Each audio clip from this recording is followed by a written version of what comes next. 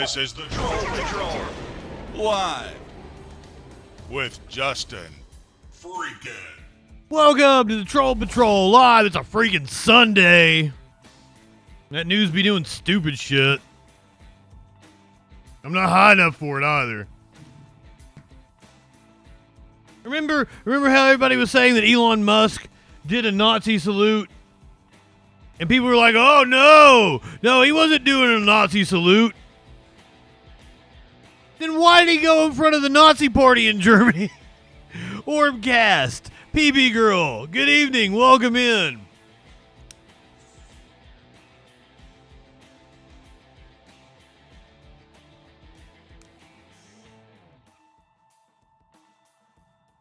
I still haven't got a new bowl yet. I scraped some together. It's probably going to be Wednesday before I can go to the store. Because I get paid on Tuesday. Moving fucking broke me. I'm so looking forward. And it's not even this Tuesday that straightens me out. This Tuesday just gives me enough money to get to next Tuesday when I'll actually be fine. I can't wait. I just moved into a new apartment. First month, and I moved like, what, in the 15th, 12th or something of December? So I had to pay December's rent, the security deposit, and then turn around and pay January's rent, like, felt like just a couple weeks later. So that puts a strain on your finances. And I ordered a couch. I got scammed out of a couch. I don't even know if my bank account has gave me that money back. I got no fucking couch in here. Thought I was ordering from Wayfair. It wasn't Wayfair. So always make sure you're ordering from the right place. Anyway, good evening.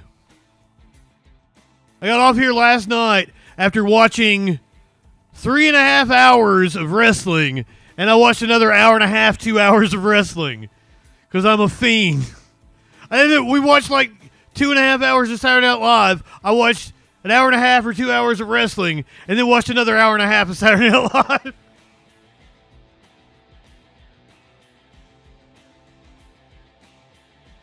Your twink boyfriend sat on my face and farted me back to life.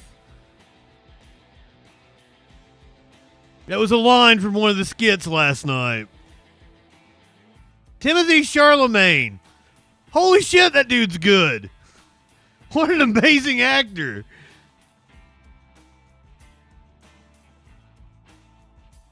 Excellent on Saturday Night Live. Rocky, good evening, my friend. I do too. You know I'm hoping Punk wins. What a Royal Rumble is going to be. Very star-studded. I said one of the ones that we were watching last night, I was like, there's no stars in this. And then like the next 10 people that came out were fucking legends. Including a young Rock, Kane before he was Kane. And then like some of the all-time greats to ever do it. Like Stone Cold, Bret Hart, Terry Funk. It was wild. Hold on, I don't even have a meme. Do I have a meme ready? Okay, there we go. Perfect. This is great because I try to always have the meme be something that we're gonna cover on the show related to some sort of current events. There's not going to be cheap eggs and gas, you stupid slut. Thread, good evening, welcome in. It's doing stupid shit. That's what that news be doing. Stupid shit. Marjorie Taylor Greene tried to give an interview to Steve Bannon, got video bombed by Vermin Supreme supporters. The situation in Colombia is apparently fluid. I've seen reports that Colombia has given in and will let Trump send migrants to Colombia. I've seen reports that Colombia has fired back with their own tariffs in response to Trump's tariffs. We'll figure out what that's doing. The former president of South Korea has been indicted. Democrats apparently calling on psychologists to help them figure out how to deal with Donald Trump. You guys have all been clamoring for it. I have not given credence to it, but tonight we will finally watch it. Renowned investigative reporter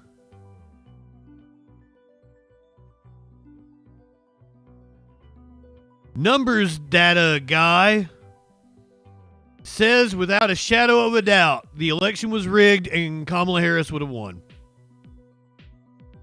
Gives the exact numbers of votes he believes she would have won by. So we're going to hear him out. He says it's taken him a long time to compile all the data. Trump saying inflation is not his number one concern. This is while egg prices up over 40%. And they gonna keep going up because I got some news for you tonight. The duck farm has had to cull its entire population of 100,000 birds. 4 farms in Maryland hit with bird flu outbreaks. We have a child who has died of flu in South Carolina. We don't know if it was bird flu. It could have just been regular flu. The flu is deadly. Officials all over the world are urging the United States to get its shit together and get bird flu under control.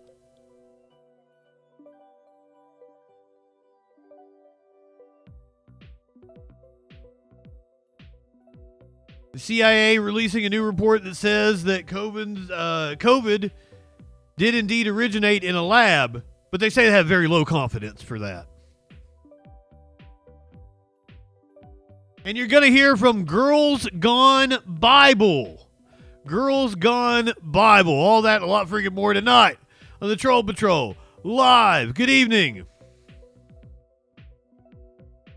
I would advise everyone to probably not eat chicken right now. Probably don't eat eggs right now. I say that as I cooked chicken the other day. You should be wearing a mask. We should make it normal to wear masks during flu season. I'm sorry, Orb. I am so sorry. If you are indeed eating eggs and chicken right now, make sure they're fully cooked. Make sure they are fully cooked. Do not be around birds. Do not pick up dead birds. Also, very worrying thing is that bird shit in the air can apparently carry the bird flu.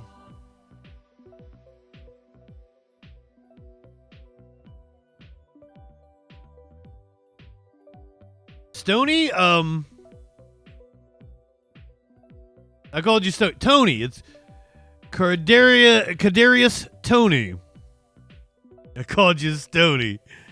Like the Post Malone song. I don't know what you're talking about. Do I owe contempt for those who highlight false prophets who claim to be righteous but are really apostates leading people on crusades of damnation? I don't believe in any religious shit, so I don't know.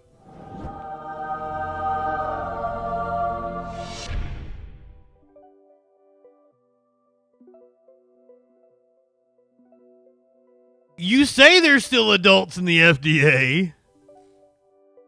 I mean, I know it's only been 1 week. It's not even been 1 week. It'll be 1 week tomorrow.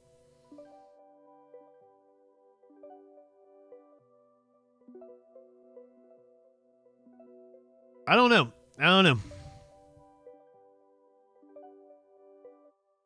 I mean, I'd like to think we can trust the officials we have in place right now, but ugh. I mean, the Biden administration wasn't doing a good job of handling bird flu. We said that multiple times. Choo-choo, these nuts. These nuts is nuts. Trump train gonna roll you over, son. Don't you get it? You people are gullible. You fell for a grifter. You gonna find out real soon. Jesus. Dude said he would lower eggs and gas prices first day in office. Now he's saying, inflation's not a concern of mine. You're damn right he's for the elite. Yeah, damn right. I don't think you can dump it for a few months. Once again, this isn't my area of expertise.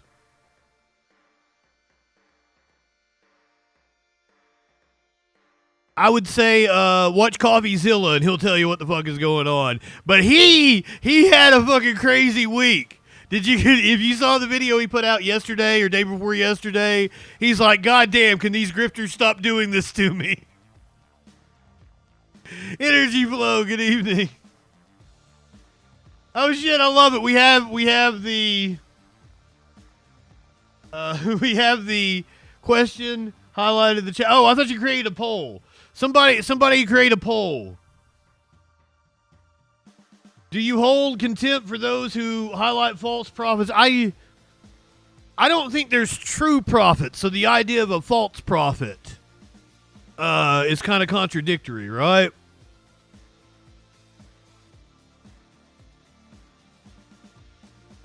And I don't think anybody that claims to be righteous is righteous.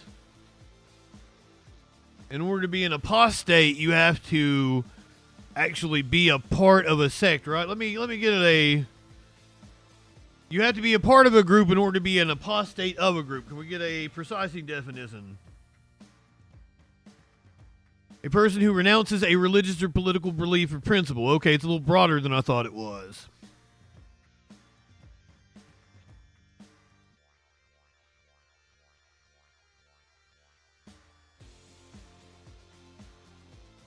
You think he's going to get us back on track?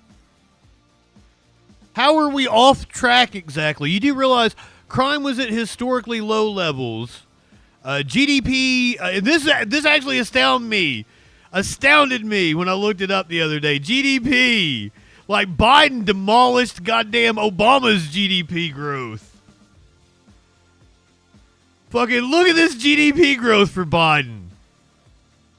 Trounced Trump. Even had several quarters above Obama. Insane.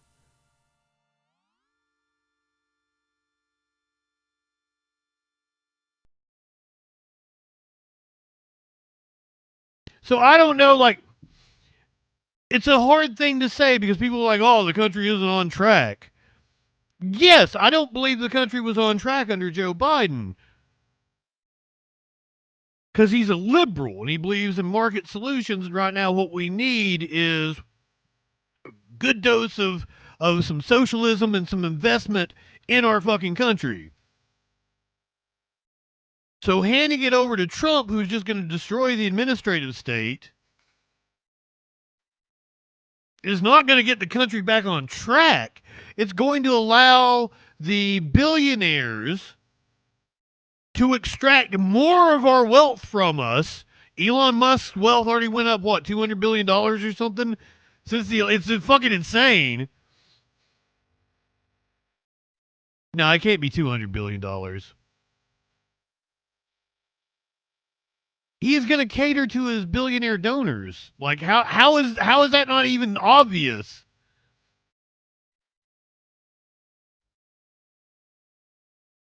Like, here's the thing: is like you think mass deportations are going to help you, and it is literally going to destroy the housing market, our fucking groceries. Everything is going to go up in price. The benefits of what? What policy? Do you want to have a conversation? 917-830-4359. How do I figure what's going to happen when you don't have enough workers to build houses? What's going to have, like we're already seeing farm workers. They said something like 30% in Texas called in, something like 60% in California called into work last week. Your food prices are going to shoot up.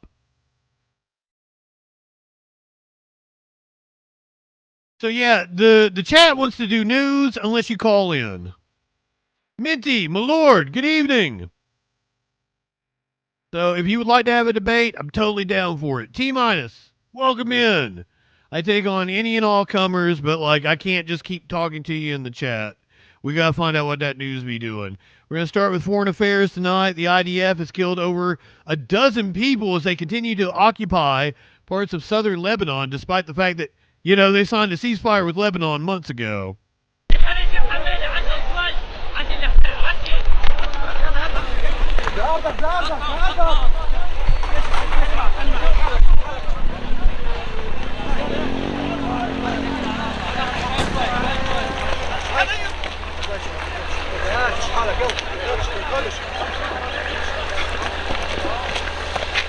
Oh, I see what you did there.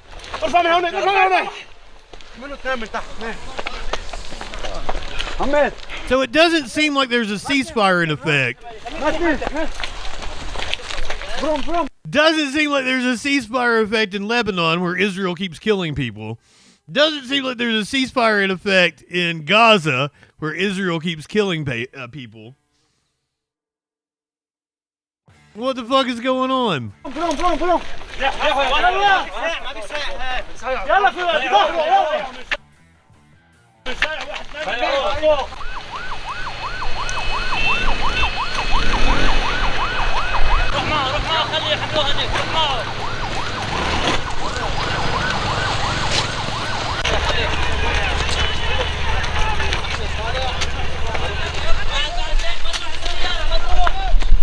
We're not really getting any info on this. It must have been an airstrike. This happening earlier today.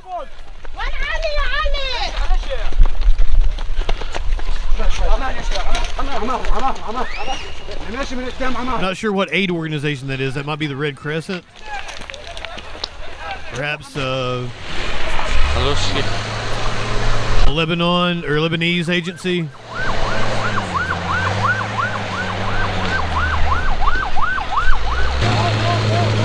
They're not even honoring any ceasefire.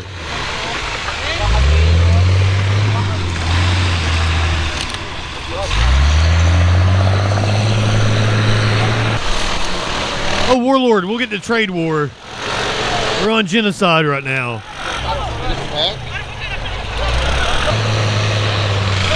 Good evening, my friend.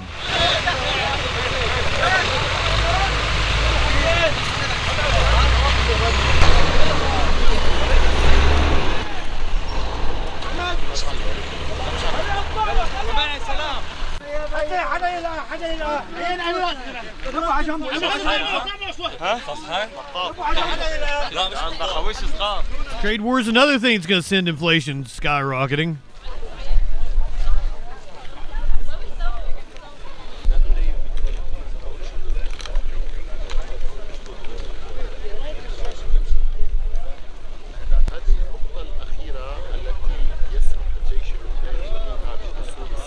Yeah, a dozen people killed in Lebanon despite a ceasefire being in effect by an Israeli strike. IDF forces killed upwards of a dozen people in southern Lebanon as they continue to occupy parts of the country despite signing a ceasefire.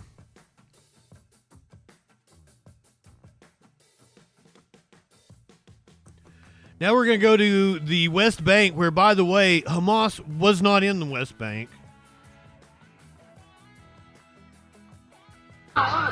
This evening, an Israeli drone fired at a vehicle in Kabatia, south of the West Bank town of Jenin, causing chaos and reportedly 2 deaths. The Israel Defense Force released footage saying it had targeted a cell of gunmen.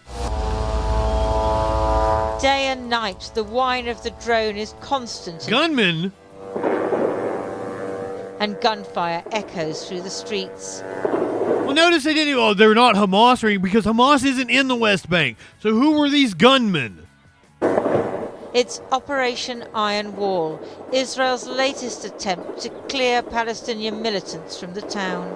It's just the drone buzzing in the sky, as well as Apache helicopters, and the sounds of explosions and gunfires was just non-stop as we saw, and then we also saw the Israeli military bulldozing homes inside Jenin refugee camp. So it was a lot of scenes of just smoke and flames of houses. Israeli drones equipped with loudspeakers are telling people to leave Jenin. They're questioning families and detaining people. I don't know where to go. No one here does. There are many people who are willing to take us in, but eventually we want to go back to our houses. Actually, I won't move from here now. I'm waiting for my husband and kids. They took them, and I'll wait till they're out, even if I have to sleep in the street. Friday prayers in Khan Yunis in Gaza. So much destruction. The Israelis started the Jenin operation after agreeing the Gaza ceasefire and freeing up military assets. The Israeli defense minister has said they're now going to apply methods used in Gaza in the West Bank. Why? Earlier this week, the IDF released footage of a raid on Jenin, showing their troops blowing up explosives they said were planted by Palestinian militants. Jenin has long been a centre of what Israel would call terrorism, and many Palestinians would call resistance. The Israeli chief of staff visited during the operation. There have been dozens of operations in northern Samaria over the past year. These Samaria. have been very effective. We recognise That's the biblical name, right? That nobody calls it that. It's not Samaria. that whoever wants to organise or carry out a terror attack arrives at the Jenin refugee camp and looks for a safe haven. So it was right to go in forcefully. Today, smoke was rising over Jenin. The fact that Israel has mounted so many... But the fact that Trump gets to claim that, oh, he brought peace to Gaza, he did the ceasefire, everything's great now, and shit's just continuing. Fuck. Many raids there over the past quarter century brings into question just how effective these operations are. After all, it's an illusion that there's an end to the rainbow. You're right, Michael. Israeli Good evening, my friend. attacked a West Bank Palestinian village this week, even as President Trump lifted sanctions imposed on some of the most violent settlers by his predecessor. If Israel annexes part of the West Bank, as right-wing ministers have proposed, the new US president is unlikely to object. Cue more Palestinian resistance or terrorism. No, resistance. Resistance. You had it right the first time. It's not terrorism. If you were going to call it terrorism when the Palestinians do it, then what do you call what Israel is doing? Joey, good evening. I mean, just insane. As they showed a bombed out fucking church.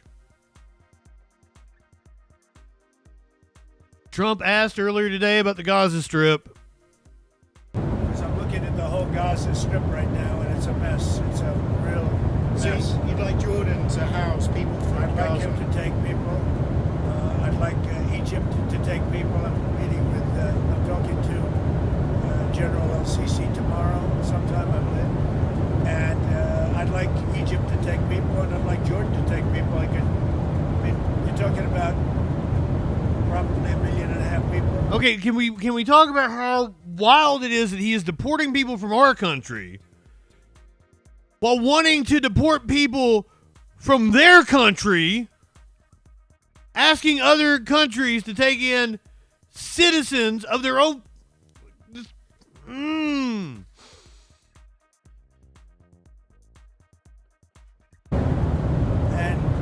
we just clean out that whole thing. It's over the centuries that's had many conflicts. We just clean out the whole thing. He just advocated ethnic cleansing. We just clean out that whole thing. It's over the centuries that's had many conflicts. That's like. Ducky, good evening. Something has to happen, but it's literally a demolition site right now. Almost everything's demolished, and people are dying there. So I'd rather get involved with some of the Arab nations and build housing in a different location where they can maybe live in peace for a change. Well, ethnic cleansing is a facet of genocide. Trying to move people out of their homes is ethnic cleansing.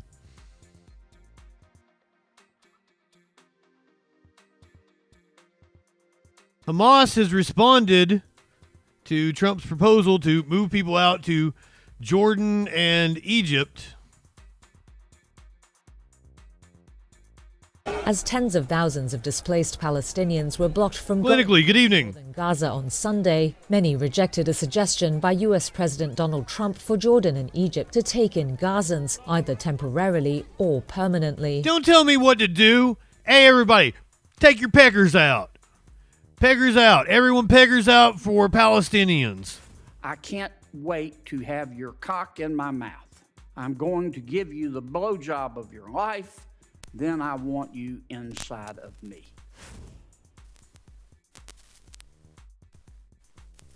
That can be solved, Ducky. We can get you a prosthetic. Peggers out for Palestinians. As tens of thousands of displaced Palestinians were blocked from going home to northern Gaza on Sunday, many rejected a suggestion by US President Donald Trump for Jordan and Egypt to take in Gazans, either temporarily or permanently. Trump told reporters on Saturday he asked Jordan's King Abdullah during a call to take people from Gaza, describing the war-torn enclave as a demolition site. He added that he was set to speak to Egypt's president on Sunday. Trump said he wanted to get Arab nations to build housing at a different location for Gazans, suggesting, quote, "We just clean out that whole thing." One Hamas official told Reuters Palestinians would reject any such offers, even if they, quote, "appear to have good intentions under the guise of reconstruction." The remark echoes the people's long-standing fears about being driven permanently from their homes.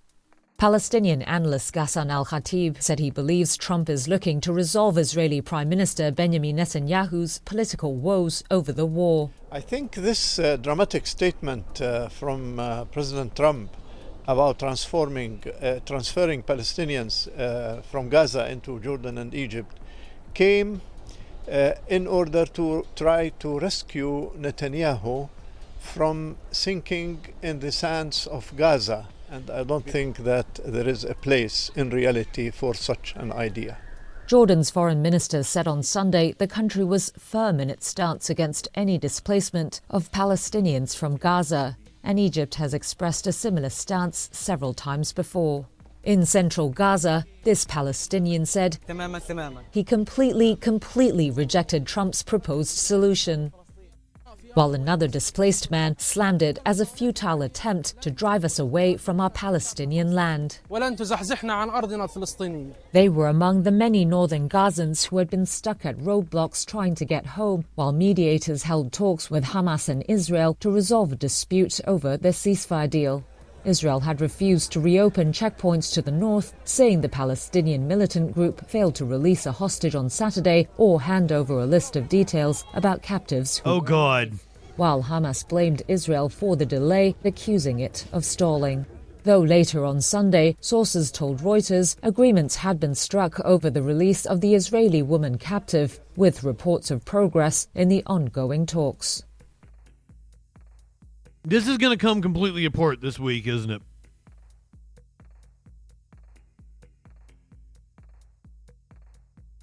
I guess it's a good thing I didn't have Sparkles come on and sing from a distance yet. I asked her to, and she's like, it's not going to hold. And I'm like, well, you said when there's a ceasefire. She's like, yeah, but it's not going to hold. Okay.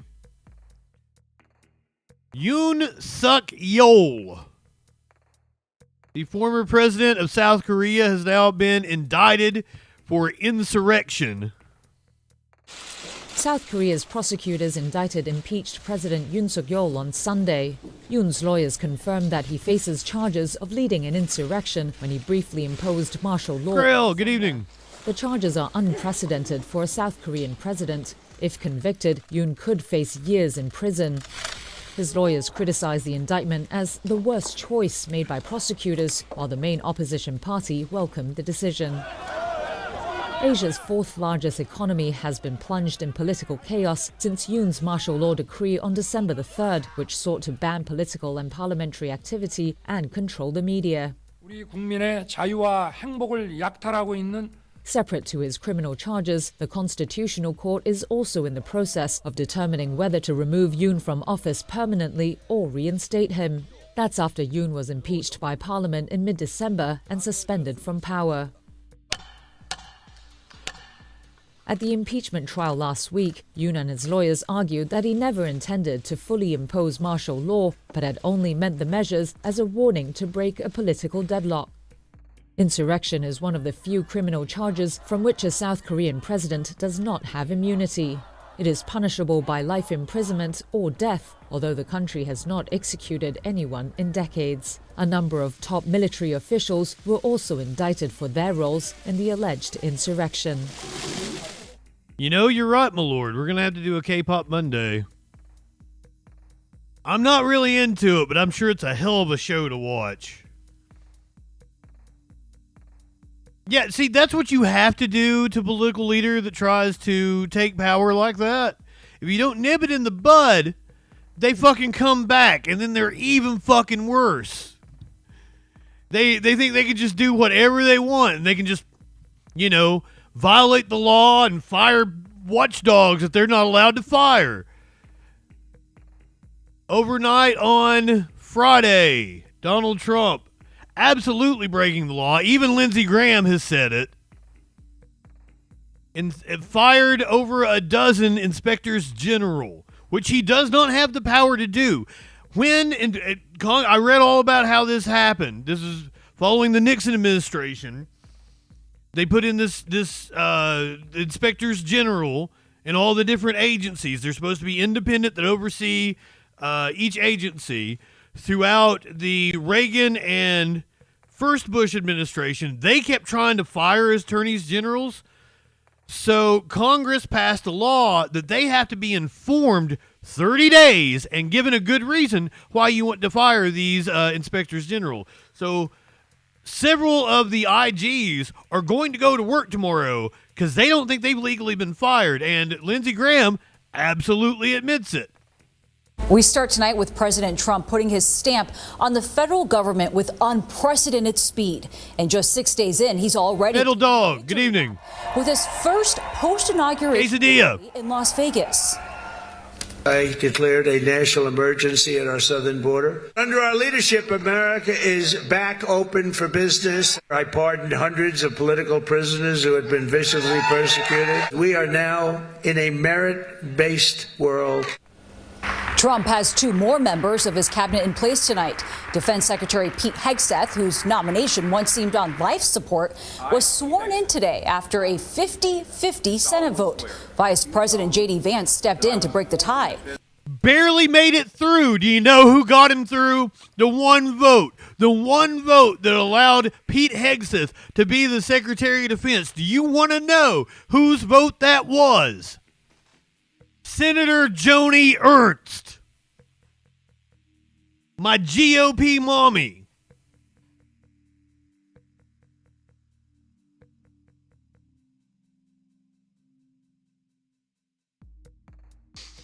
And in an overnight move that seems to have caught much of Washington by surprise, the president fired the inspectors general, the title for top in-house watchdogs, from a number of federal agencies. With so much to cover, CBS's Willie James Inman is with the president in Las Vegas.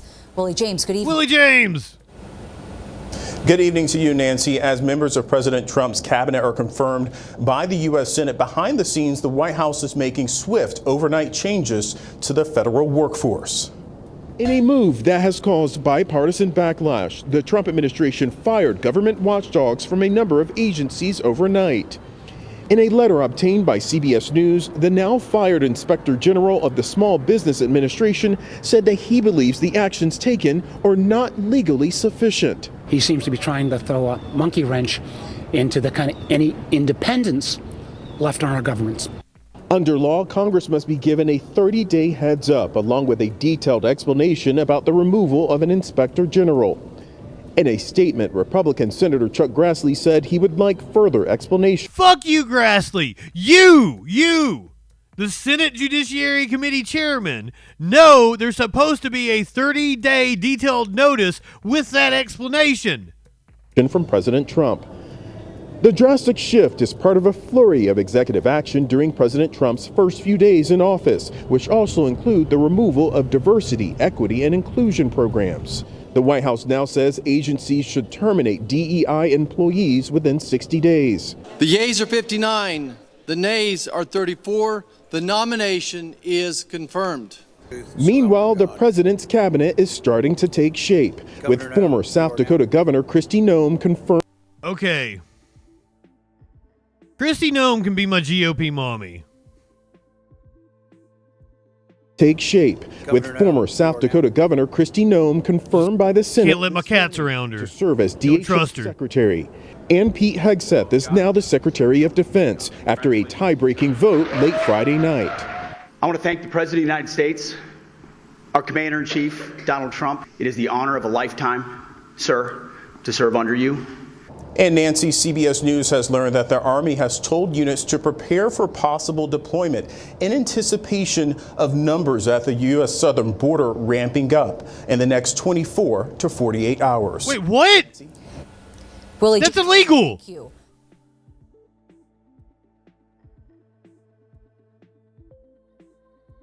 What?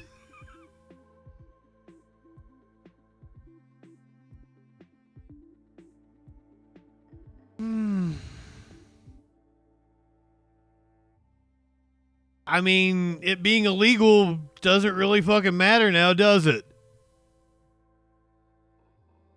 So he tried to send planes of migrants that they rounded. They've continued to round people up. I think they rounded another 50 up today. Tried to send planes to Mexico, tried to send a plane to Colombia, and that resulted in whatever the fuck has happened today. Colombia wouldn't let the plane land. Trump threatened tariffs. Colombia responding with their own tariffs, but it seems like they're backing off. Socialist Aunt, good evening. That has been happening really within the last 12 hours right now with the pressure of President Trump putting on the Colombian leader. And it seems like the Colombian president has already caved to President Trump's threats here. So let's bring in a very special guest here on Live Now from Fox to help break it down. Hal Kemper, national security expert. Thank you so much for being with us here. We always appreciate it. Oh, thank you, Mike. All right, so let's talk about this, Hal. It seems like this was all done within a round of golf here for President Trump, who is enjoying this Sunday golfing as he normally does. But it seems like we already got a conclusion to this whole ordeal with taking back the migrants. Mike, if they were playing a round of golf, I'd say they were playing 9 holes. This went really fast. This was basically part of it was a little slower. Part of the President Trump's deportation program is sending flights down to Latin America. He's got flights going into Guatemala. There's a site there where they're flying a lot of aliens into, and then also, and I think the Guatemala isn't just Guatemalan aliens are actually, or I should say Guatemalan citizens are actually flying some others from Central America and possibly even Mexico down there. And then they're sending flights to down to Colombia and other places. But the interesting thing is that they've been using military flights. Of course, the military is very responsive. They can get the military stuff set up very quickly, and they did. And Colombia's president took great exception to that. Gustavo Petro, he's more of what's considered a left-wing socialist politician in Latin American politics. And I'm not just saying that. He describes himself as a socialist as well. And so he kind of pushed back. He says, hey, this is not dignified. I don't want military flights down here with Colombian citizens coming down from the United States. It just doesn't look right. And he pushed back, says, we will not accept them. And so President Trump turned around and said, well, we're going to slap a 25% tariff on all Colombian goods coming into the U.S., and if we don't resolve it in the week, it's going to go up to 50%. Well, this would have catastrophic economic implications for Colombia. And so he immediately turned around, and I won't say completely turned around, but he definitely turned around. Some would say partially. I would say if it wasn't a 180-degree turn, it was probably close to a 170-degree turn. He said he will use the presidential jet from Colombia to fly Colombian citizens back down to Colombia. Now, it's not clear at this point if he has completely allowed U.S. military aircraft to fly Colombian citizens down, but I would say there's a lot of room there for negotiation. And by the way, when you're talking about military planes, when they outfit them for passengers, or what they call packs in military parlance, when they outfit them, they have these modular seat configurations they put in. So when you're inside, I mean, it's not a nice airline type of feel, but you do have seats. It's got all the stuff you'd have on a regular airline, you know, to include food service and everything else. So it is not some barren back of a plane like we're kind of used to when we see, you know, when we evacuate people out of, for example, out of, you know, these sort of exigent things like Afghanistan or something like that. You just are basically piling people in the back of an empty, you know, C-17 or something like that just to get them out. This is not that. My understanding is these planes have been been basically had the modular seats put in and everything else. But with that said, having a U.S. military plane, he found politically offensive in some ways, and or certainly, you know, it has a certain appearance to it that's different than a civilian airliner. And so he's pushed back kind of, but if you say the presidential plane, by the way, there is no rapid way to refit the presidential plane.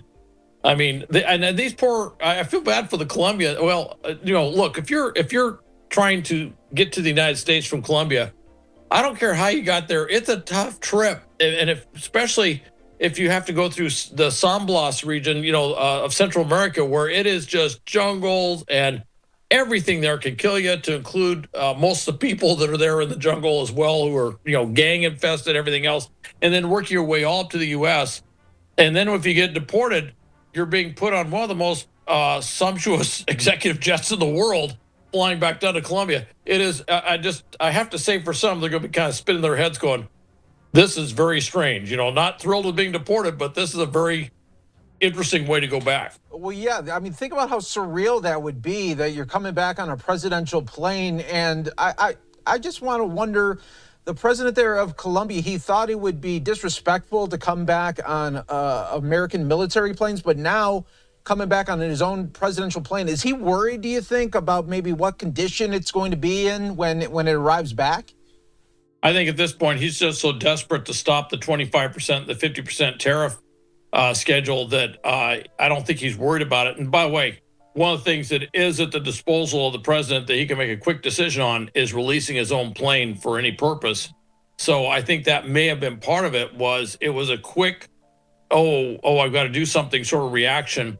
And so I'm sure in the back of his mind, he is a little concerned about the condition of the aircraft after it gets done with certainly a number of flights back and forth. But I think also there is now negotiating room, now that he has made the decision to basically back down and allow flights to go, and included his own presidential aircraft in there.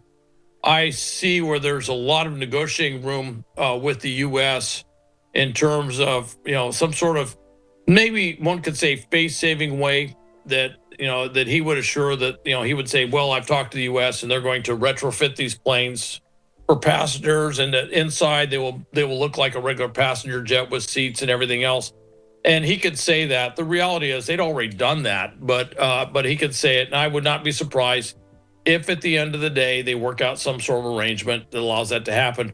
The other thing too that President Trump has at his disposal is there is a large civilian reserve air fleet that he could mobilize potentially for this purpose. Those are commercial airliners. Those are also basically commercial aircraft for air freight and everything else. I've seen this in multiple instances where we've used this, mostly with wars in the Middle East. First time I ever saw it in mass was Desert Storm, but we do have this capability, and that is another possibility that they could do. Of course, the concern is security on the aircraft. You know, you're forcibly deporting individuals back to their home countries. I'm sure part of the concern would be that one of them could panic or do something aboard the aircraft. They want to make sure they have some ability to restrain that individual. This dude's just talking out of his ass. Oh, they may destroy the aircraft. Oh, they may take it over and hijack it. I can't get apparently we have put a 25% tariff on Colombia. I can't find that Colombia has backed off and said that it would actually accept their thing is like they're okay with taking people that have been deported from the country, but they want them to be treated humanely. That's why he's offering the plane. Apparently Trump says that's not enough.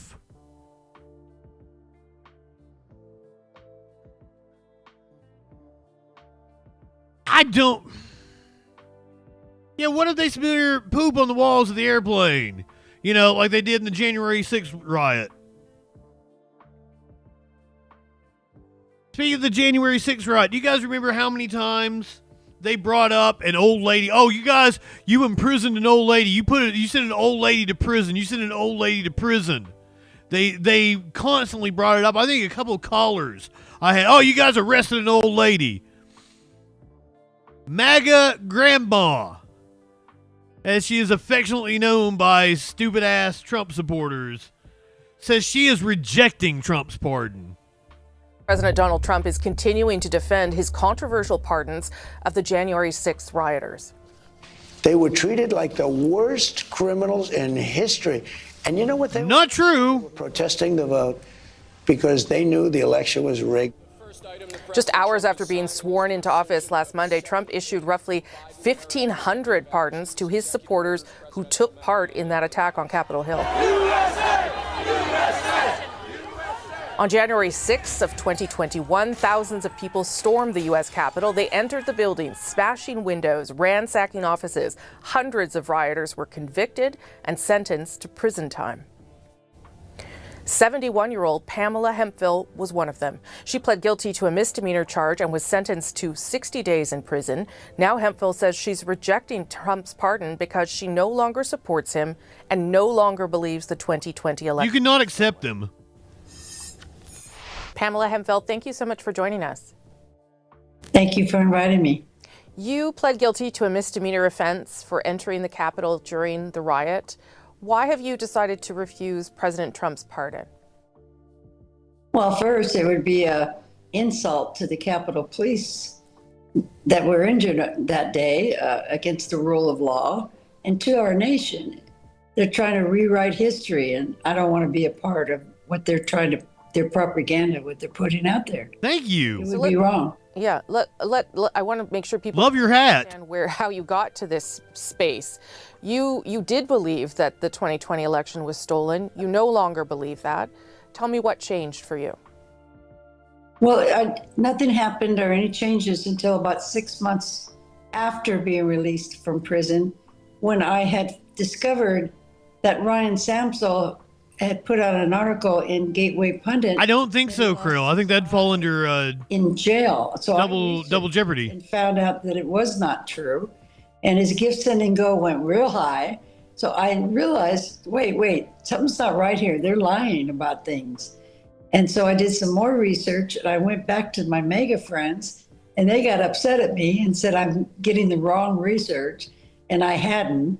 And so they got upset at me, and eventually they did a smear campaign on me. And so I went and started a J6 gaslighting space, and the sedition hunters and Democrats and researchers came in and gave me actually receipts of what was really happened that day on January 6th, and everything changed from there.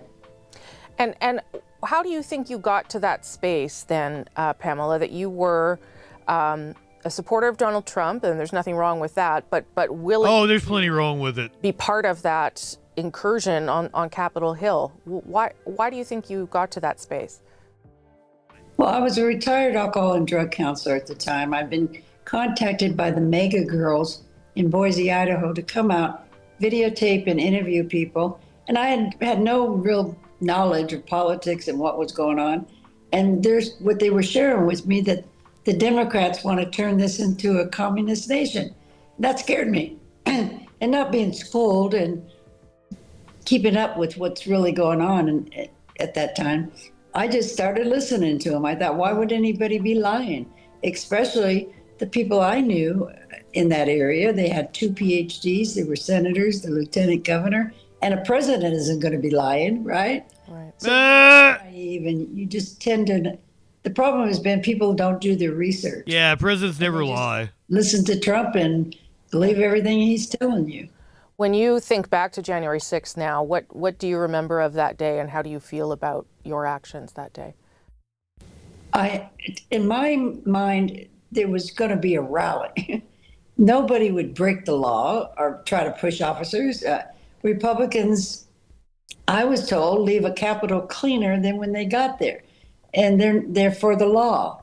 No, just the opposite happened. So when I ran into the Proud Boys, I asked them, are we going inside the Capitol? Because I'm thinking they're going to go inside legally, right? You know, the famous remark that Trump said, stand back, stand by. So I thought they were there to protect Trump. And of course, they're not going to break any laws because they're representing the president. So I thought I would stay close to them. But unfortunately, you know, it's too late now. But I stayed with them for about an hour. They ended up leaving where I was and went to the other side of the Capitol and then attacked the Capitol. How do you feel about your behavior on that day? Oh, disgusted. I had the real mega, it's our house. The election was stolen. Just shameful, you know. Yeah. What do I'm you not think giving of, excuses, but yeah. What do you think of the fact that the president pardoned, is trying to pardon you and has pardoned so many people who were involved in that day? Well, this is Trump's message that he's been sending out there, that the DOJ is weaponized against him, and there's a deep state that's trying to destroy our country, which we know is not true. So he had to pardon them to continue with his narrative, his gaslighting, his lying, that the DOJ is weaponized against people, and they are not. They were not weaponized against me. I had due process. All the J6ers had due process. I know they put it out there saying they were not getting due process or trials, but that's all a lie. All you have to do is go check the court recordings, and there's their due process. Right. But the problem with Mega, they haven't been checking their lies to get evidence, you know. Can you reject a pardon? I know you have a lawyer, and I know it's not necessarily something that's easy to do. What are you being told about that? Right now, we're doing everything we can to find out. I've been told that I can reject a pardon. I have contacted my probation officer to find out what's the form I need to sign. I'm wanting to do it now. I emailed them, I think it's the United States Office of Pardon. So I'm waiting, you know, what do I need to do? Because I want to do it immediately. Why is that so important to you, Pamela? Because I would feel like I was a part of their narrative. Again, the DOJ was not weaponized against me. You don't go doing something illegal. There's always going to be consequences, and this is part of the consequences for me breaking the law that day. So if I pleaded guilty and I received 2 months in prison and probation, I need to finish it. Yeah. And that way I feel like I've made my amends. Let me just end on this, Pamela. What do you think? What do you think of sort of the way politics is in the United States right now? You know, Donald Trump won an overwhelming mandate to be. No, he didn't. What? The second time. What do you think of that? Well, it's really frightening because him and all his fascists. A percentage point is not an overwhelming mandate. I want to bring in all this extreme and policies, you know, the possibility of rejecting help to Ukraine or the Project 2025, you know, and social policies with the Christian nationalists and you know, maybe stopping being with NATO, you know, it's The only thing we can hope for is the Republicans will stand up against him. We'll see. I hope they have enough integrity, because right now it feels like we elected a king or a dictator. We didn't elect a president. Doesn't it, though? Okay, Pamela Hemphill, thank you for making the time and talking about your case. I appreciate it so much. I like that lady. I like that she is rejecting the pardon, but you can let her off probation if you want. I'm down with that. Cat ass just went by. Speaking of cats, I probably shouldn't have fed the cat outside, I guess. It told all its friends, and there have been like 5 more at my door. One of them looks just like Smokey. Oh yeah, she had been released a long time ago. She's on probation. They can let her off probation. I guess she would. I guess she wants it. The crime just to be on the record. I don't know about the outside cats. All my cats are fixed. Am I not already a crazy cat man? Ducky, Law Dog. Good evening. Who else came in here? I didn't catch. St. Pins. What do you mean by weird how the due process started after 2016? I'm pretty sure our court systems predate 2016. I was a news reporter in like 2004, and I was in the courtroom a lot. So I don't know where this due process started after 2016 happened.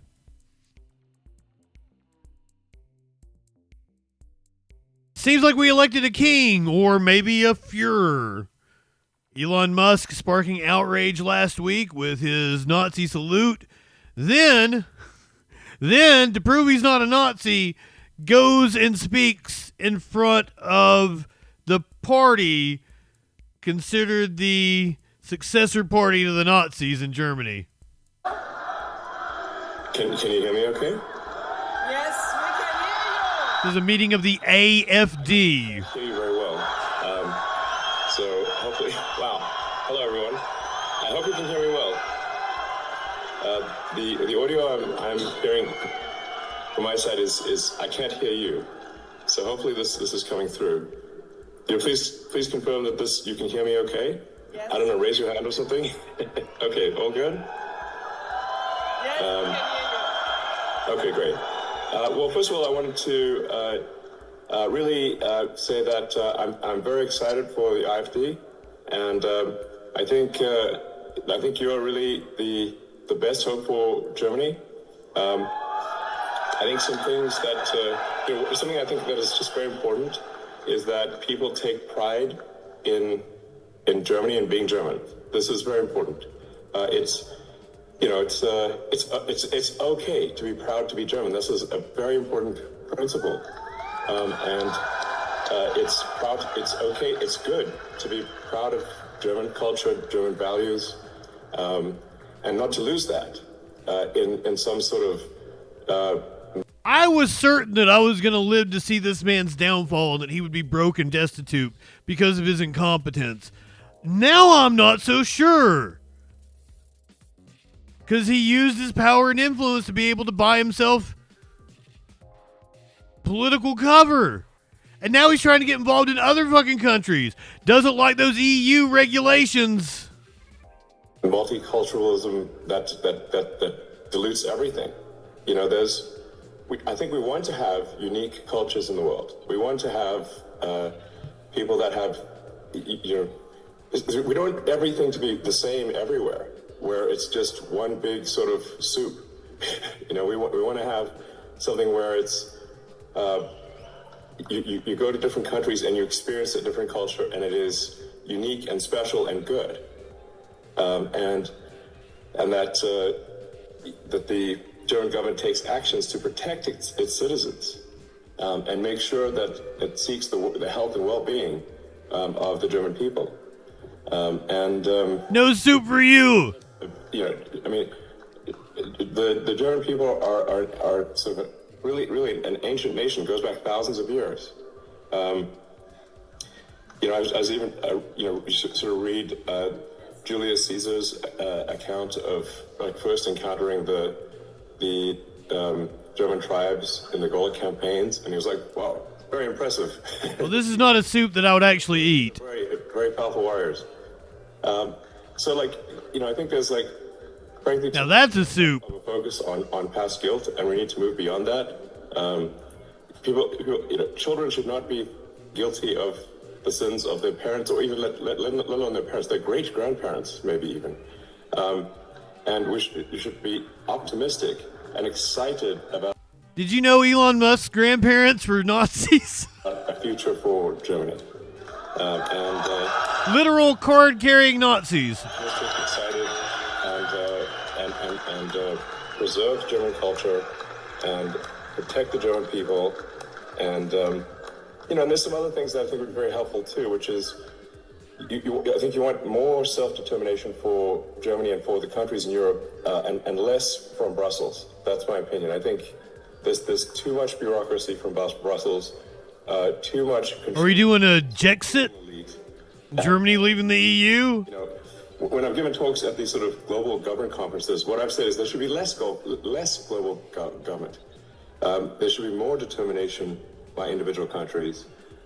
Easier for you to take over, right? I very much hope that by influence, the AfD does well, and that Alice Beadle is just become chancellor. I think that would be very good for Germany, and I think it's very important. I hope that German people unite and strongly support AfD. Is it just me or is he saying IFD? Like every fucking time it sounded like he said IFD. Now, apparently, Elon Musk and his Nazi proclivities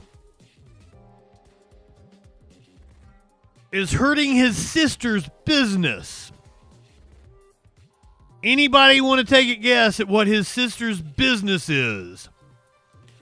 Tosca Musk.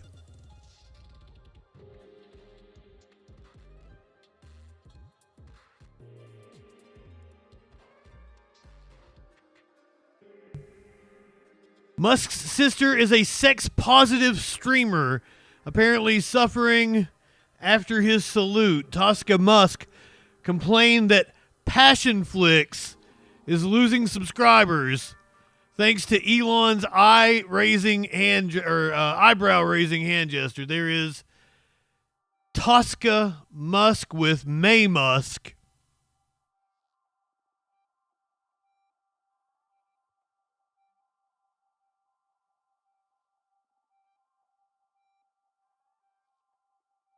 The blowback over First Buddy, Elon Musk's evocative salute at a Tuesday inauguration rally, is now taking his sister's erotic website. In a Friday post, May Musk claimed hundreds have canceled subscriptions, hundreds, to her daughter's Tosca Musk's Passionflix, a streaming platform exclusively devoted to producing romance films with sex shown in a positive way from a female perspective.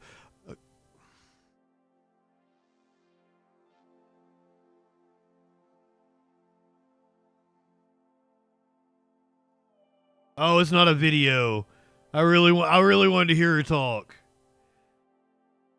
Ugh.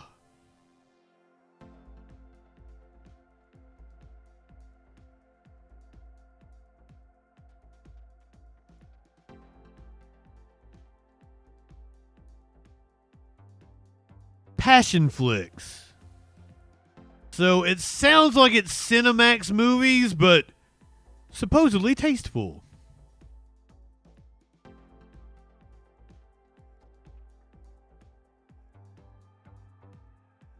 She did kind of look like Cindy McCain, only Cindy McCain at least based when it comes to Palestinian rights. Apparently, May is her mom. I guess Earl's got to be her dad, or otherwise she wouldn't be named Musk unless she was adopted. Also, like, she looks like Elon.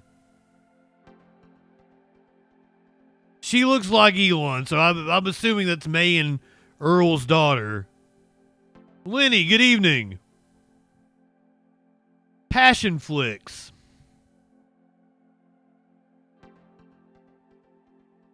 Sounded like Lifetime movies with titties. Did you guys get that? Lifetime movies with titties?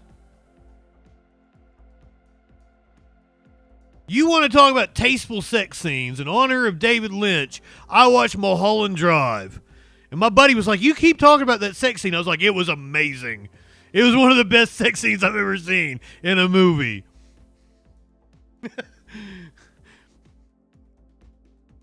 Do not know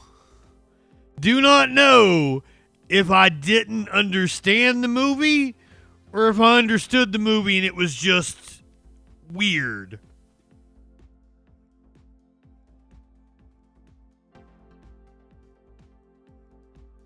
Oh, the titties is important. A titty slap! Come on now. Just saying, best sex scene I've ever seen in a movie. Mulholland Drive.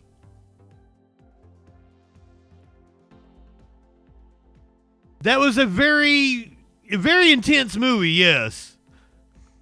Like I was trying to describe it, like I couldn't spoil it for you if I wanted to. If I was trying to spoil the movie for you, I absolutely couldn't.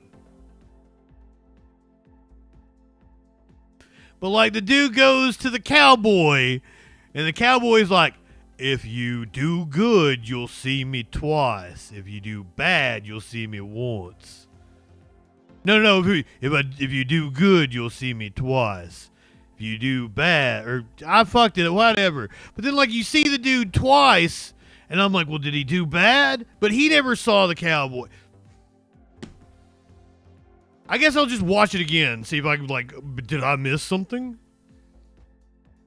Was the dude with the deformed head from Twin Peaks, was he something supernatural, or was he just the head of the movie studio? I don't fucking know. I'm stumped.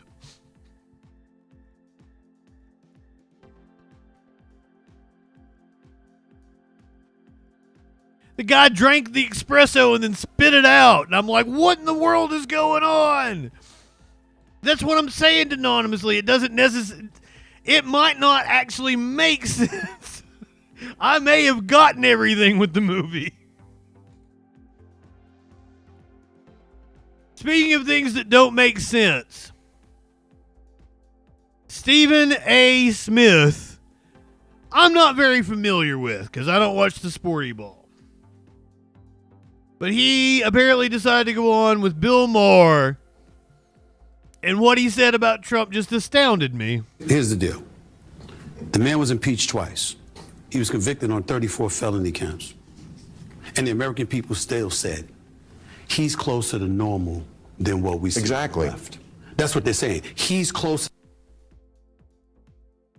What does that say about the American people? To the normal. Why? Because something that pertains, when you talk about the transgender community, for example, and you're talking about the issues that pertain to less than 1% of the population, the Democratic Party came across as if that was a priority more so than the other issues. And so he comes into office. Now you're talking about childbirth, citizenship, and what have you. That's not going to pass the mustard. But he knows that he made that promise. So when he shows up week 1 on Capitol Hill and he says, this is what we're going to do through an executive order, even though it's going to be shot down through the courts and what have you, he's saying, I kept my promise. A lot of other things that he's going to point to that he's going to try to do. I kept my promise. Then you turn around and you look at the left and you say, what promises did you keep? Now, you might know the answer to that. I'm certainly not. I do. Your knowledge about that at all. What I'm saying is what resonated with the voter. What voter out there can look at the Democratic Party at this moment in time and say, there's a voice for us, somebody that speaks for us, that goes up on Capitol Hill and fights the fights that we want them fighting on our behalf. They didn't do that. And that. Well, brother, that's because they got paid to not do that. That's what the donors that own the Democratic Party wanted. That's why their behinds are home, and that man is back into the White House, and they want to sit up there and talk. You look at the networks right now, they're talking about him. Look at it. This is the latest. Look at him. Here he goes again. Well, you know what here he goes again means? He's doing what he said he was going to do. He promised you he was going to do these things, and he walked into office week 1, and that's exactly what he's doing. And he's saying, y'all do something about it. And when you try to do something about it, he's going to say, look at them now. Now they're concerned about these issues. Were they talking about that during the campaign? Hell no. That's really it. Yeah. Yes. Well, look. I take issue with him saying Trump was normal, that the Democrats ran on trans issues. No. I would actually go that the data seems to indicate, and I was wrong on this one, I admit it, that the Democrats not focusing on trans issues, not focusing on abortion, not focusing on Gaza cost them because they suppressed their own vote. Delivering for trans people, saying they're going to do something for trans people and actually doing it would have got them votes. But I take issue with the idea that they lost because they ran on trans issues. I had some dumb fuck on Facebook tell me that earlier, that the Democrats were too focused on trans issues. And I'm like, are you fucking kidding me? Here's this clip of John Oliver that really destroys that fucking narrative now, doesn't it? I'm totally going to have HBO on my ass for this show. As soon as a child declares themselves trans, there is an immediate, irreversible surgical decision undertaken, and there just isn't. So let's break down exactly what gender-affirming care consists of, because in younger children, it can mean nothing more than a social transition, like calling them by a new name, or giving them a new haircut, or clothing, or providing... Did I pick the wrong clip? ...or behavioural supports, because to be very clear, prepubescent children are not eligible for medical interventions.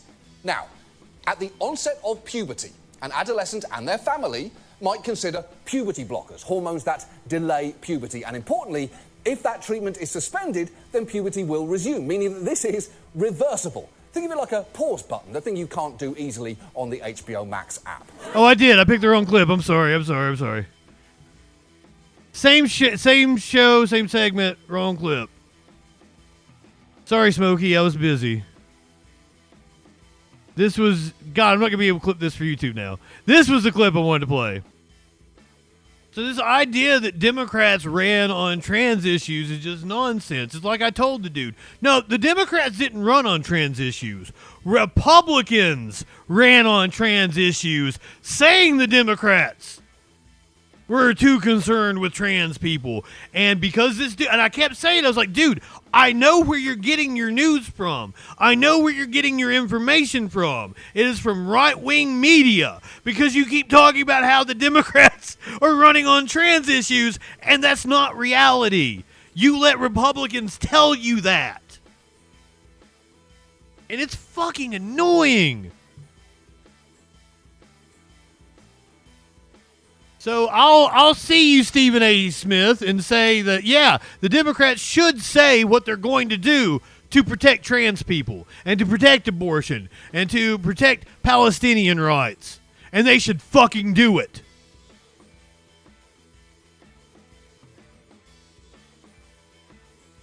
I'd say that our trans congresswoman, her name is escaping me, Sarah McBride, right? I would say she didn't even mention trans issues as she was running for the seat.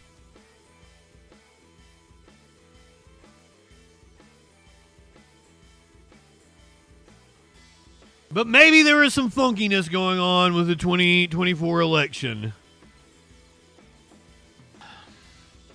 Like, I feel weird doing this. It feels like Blue Anon. Greg Palast, excellent investigative reporter, has done data for numerous government agencies. He says he's got proof. He says the 2024 election was rigged. Kamala Harris won. So let's hear him out. If not for vote suppression tactic, Kamala Harris would have won. Our buddy Greg Palast is with us. Who actually won or lost the 2024 election for president? Greg, welcome back to the... I should mention you are the Guardian, New York Times reporter, author of The Best Democracy Money Can Buy. Your latest film is Vigilantes, Inc. And gregpalast.com is your website. Hey, Greg. Hey, glad to be with you, Tom. Well, thank you. So who won or who lost the election? It's real simple. if not for vote suppression tactics, that's a fancy word for shafting people of color out of their vote, young people out of their vote, Kamala Harris would have won 3,565,000 votes. That's the number of voters that were denied the right to vote because they were purged or they were challenged or they had their provisional ballot thrown out. Let me give you some of the numbers. The reason I'm giving you numbers, and I've waited so long to make this report, is that I have to get the numbers from the government agencies, particularly something we call the Elections Assistance Commission. So people don't realize, I used to be a professor of statistics. I was a forensic economist. This is my specialty, the numbers, which I usually did for attorneys general and the U.S. Department of Justice and other government agencies. And so these are calculations I would do, and I have done for federal courts. So we had, are you ready for this? According to the Elections Assistance Commission, the official numbers, we had 4,776,706 voters purged from the voter rolls wrongly. And I'm not. I believe it. We covered that. The guys from that work with the Microsoft and Amazon go through every single purged name in 2 states, Georgia and Wisconsin. We took those 2 states. And we found, for example, in Georgia, that 198,000 voters, we actually have their names and addresses, were wrongly removed from the voter rolls. And you'll be shocked, overwhelmingly, voters of color. And in Wisconsin, almost every voter removed by the purge was either a black voter in Milwaukee or a student in Madison. We had this brand new business this year of vigilante voter challenges. We talked about that on the air, where for the first time, very first time, an individual voter like Greg Palast can say, Tom Hartman does not live in Portland. He shouldn't be allowed to vote. This is new. A third of 317,000 voters were challenged by the beginning of August. NAACP said it was over 200,000 just Georgia alone by Election Day. We had 2.12 million mail-in ballots rejected, and that wouldn't mean anything if it were random. It's not random, Tom. According to the state of Washington, which did a study, you're 400% more likely to have your mail-in ballot rejected if you're black than if you're white. And Washington state has the least voter suppression of any state in the union. And according to the U.S. Civil Rights Commission, which did a study, they found that the chance. DJ Dub, you're not wrong. Greg Palast, also not wrong. We covered all of this leading up to the election, so I don't know what to do with that information. If your ballot being rejected, mail-in or in precinct, is 900% higher if you're black than if you're white. We have over 500,000 votes that were spoiled. That is, they said they couldn't be read.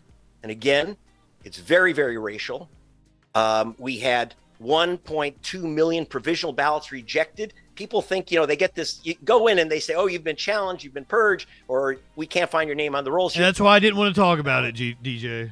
43% of those ballots, according to the U.S. government, 43% of provisional ballots, and there were about 4 million in the last, or about 3 million in the last election. 43% of those were thrown in the garbage.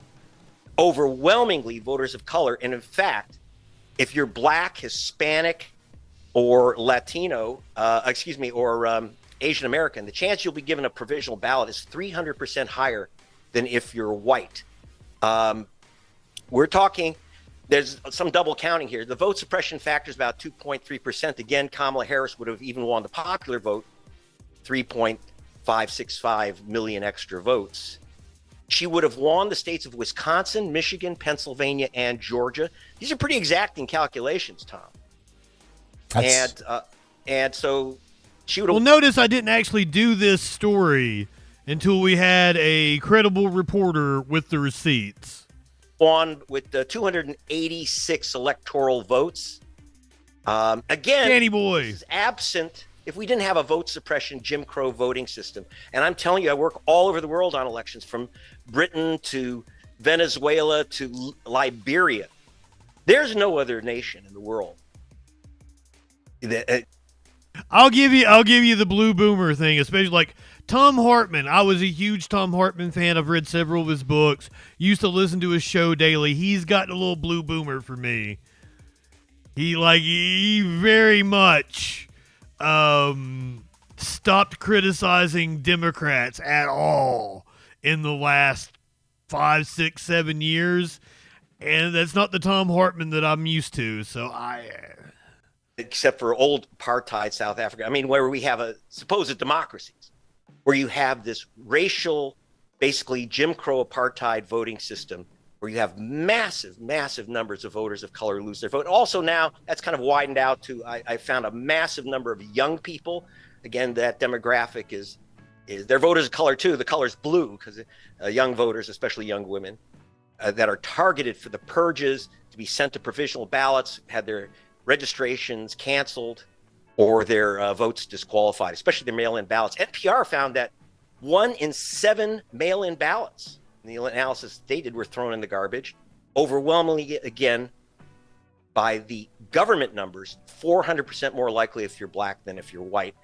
So this is how Trump won, by racial and other forms of vote suppression. And he's not even, well, he says other forms of vote suppression. I was like, he's not even bringing up the targeted bomb threats. What was it, like 200 precincts? And several of those bomb threats came from Russian sources. That gave him the election. And unless we restart this voting rights movement in America, 2028's already decided. It'll be decided by Jim Crow, not by the voters. It seems sometimes, Greg, that the whole conspiracy movement, it's got to be the voting machines. Oh, it's got to be, Starlink being in the middle. It's got to be Elon Musk. And I think Trump was trolling us a couple days ago when he basically congratulated Elon Musk on doing something with the vote counting machines in Pennsylvania. It almost seems like all of that is just a great distraction from what is actually happening and actually working for the GOP. I mean, they started this whole, squealing about brown people being illegal voters in the 60s with Operation Eagle Eye and with William Rehnquist, the guy who became the Chief Justice of the U.S. Supreme Court. There's history here. Well, yes, and in fact, in my film Vigilantes Inc., which, by the way, at gregpals.com, thanks Leonardo DiCaprio, you can download it or stream it for free. But we go back, we show you a clip from the 1920 film over 100 years ago, the film Birth of a Nation, where they show a white actor in blackface putting 2 ballots into a ballot box. So the accusation that black voters vote multiple times to steal elections is an old trope, but this time it came back 100 years later with the Trump group, True the Vote, and they used that to justify these new vigilante individual challenges. Again, they proudly proclaimed 317,886 challenges by the beginning of August, and this is brand new stuff. This has not been done since the Ku Klux Klan used this personal mass challenge business in 1946. This is the Klan plan. And Trump used this to massive effect, especially in Georgia, Arizona, and Pennsylvania. This was a massive attack on voters of color, especially. And we're not guessing about what color they are. We called up 800 of the challenged voters. Almost all of them were black, and a smattering of some young white people registered as Democrats. Obviously, they know your registration, they know who you are, and they know your zip code. So this is how it's been working again, they brought in a 1946 Klan plan.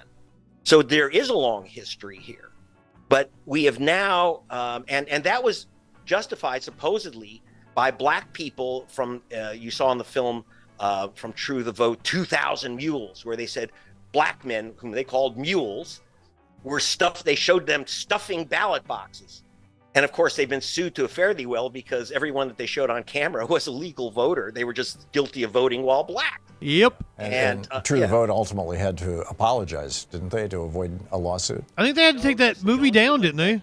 Sinclair, which was their distributor, apologized and withdrew the film, but 10 million people have seen it. Right. They've made millions of dollars off this thing. But the worst thing is it resulted in a massive reduction in drop boxes and early voting, which is the main way that black people, especially in the South, vote. The vast majority of African Americans vote early or by mail. The majority of Democrats vote by mail. 51% more likely to send in your ballot by mail if you're a Democrat, which means 1 in 8 of your votes are going to be thrown in the garbage, just so you know, because it's very easy to come up with an excuse to disqualify a ballot.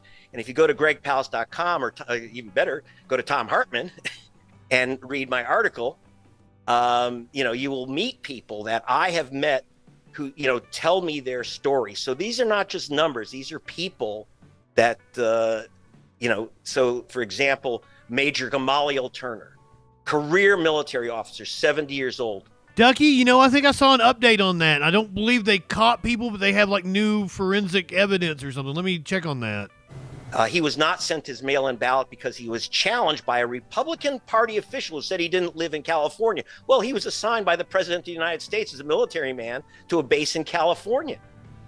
Voting rights, the expert on Georgia voting purges, who wrote her PhD on Greg, I got to pause you there. Can you stay with us for a bit? Yes, absolutely. Okay. Hang on. It's 18, but this is a hard break I can't control. 18 minutes past. Yeah, I used to, back when I was traveling, I was a traveling photographer in like 2007, 2008. Listen to Tom for hours on end. I used to, because I had XM, and like I would put on a CD and let the XM, because you could rewind, because I had the really nice unit. So I'd put on a CD and listen to music for 30 or 40 minutes, let it go for like an hour or so, and then I'd rewind so I could go back to Tom Hartman. But you couldn't let it go too far. Because then, like, you if you needed to pause again, you fucking lose your place and shit. Thread, let me tell you. And, like, I don't watch Rachel Maddow. I've not really watched hardly any of her stuff since she was on MSNBC. I see people bashing her, and I remember the Rachel Maddow of, like, 2006, 2007. I was like, God damn, that was such a good radio show. It was one of the best. She was amazing. And then she would end every night with like a cocktail recipe. She's like apparently really into drinking. And she'd give you a cocktail recipe every night.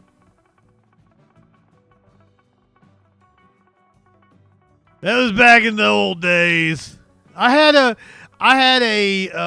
radio host, the right-wing radio host I worked for in Alabama. I'm riding down the road with him one day, and he's like, Rachel Maddow dropped like 20 pounds before she debuted her show. And I'm like, bro, I'd probably drop 20 pounds if I got a TV contract tomorrow. What kind of own do you think that is? The Russiagate thing, like, what did she do exactly? Because, like, when right-wingers say Russiagate, once again, the Mueller report found over 100 campaign connections between Russia and Trump. The Senate Intelligence Committee report, very damning. Said there was absolutely illegal activity from Russia on Trump's behalf. I don't know about ripped. I have a belly. I have a bit of a, it looks like a beer gut, but I don't drink.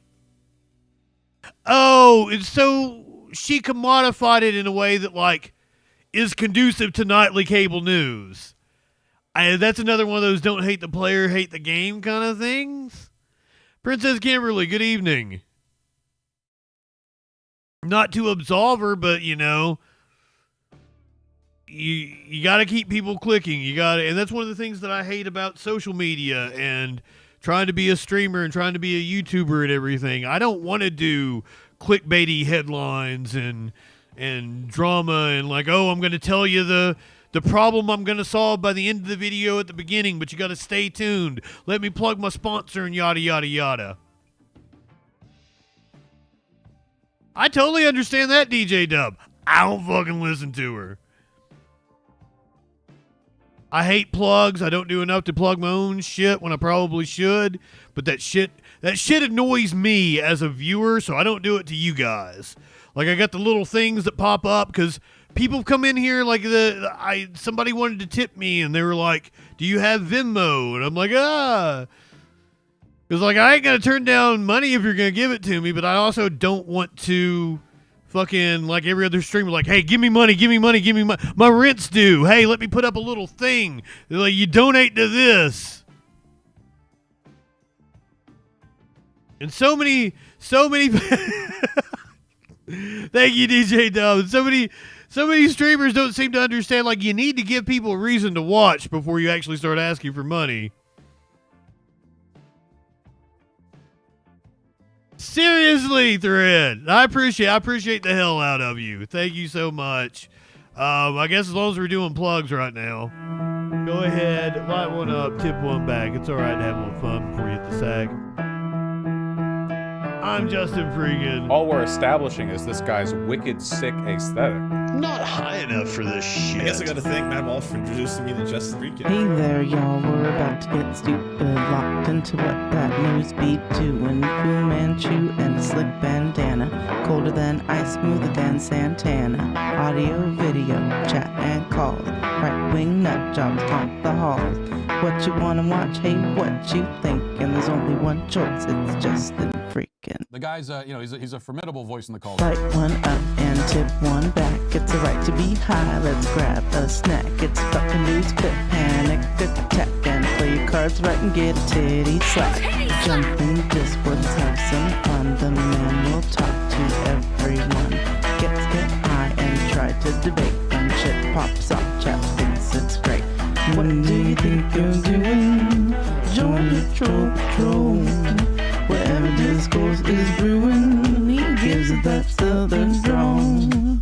So let's go ahead and bring in Justin. Hey, Justin, how's it going, brother?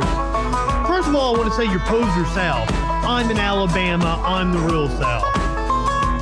Okay, all right. So why don't you tell us what it takes to be a man? Well, I don't know. I'm in Alabama and I'll fuck a man in a dress. Why won't you fuck a man in a dress? Are you that insecure that you won't fuck a man in a dress? That's fantastic. So you're okay with that, right? Yeah. Why wouldn't I? Right-wingers are morons. Light one hit and hit one back. One more click before we hit the set an alert when that shit goes live. Social fucking support and hit subscribe. Light one up and take a hit.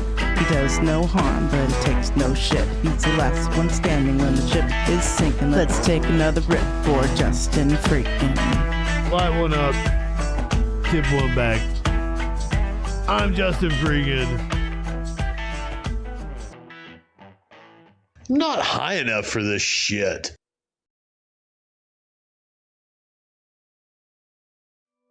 I'm not high enough for this shit.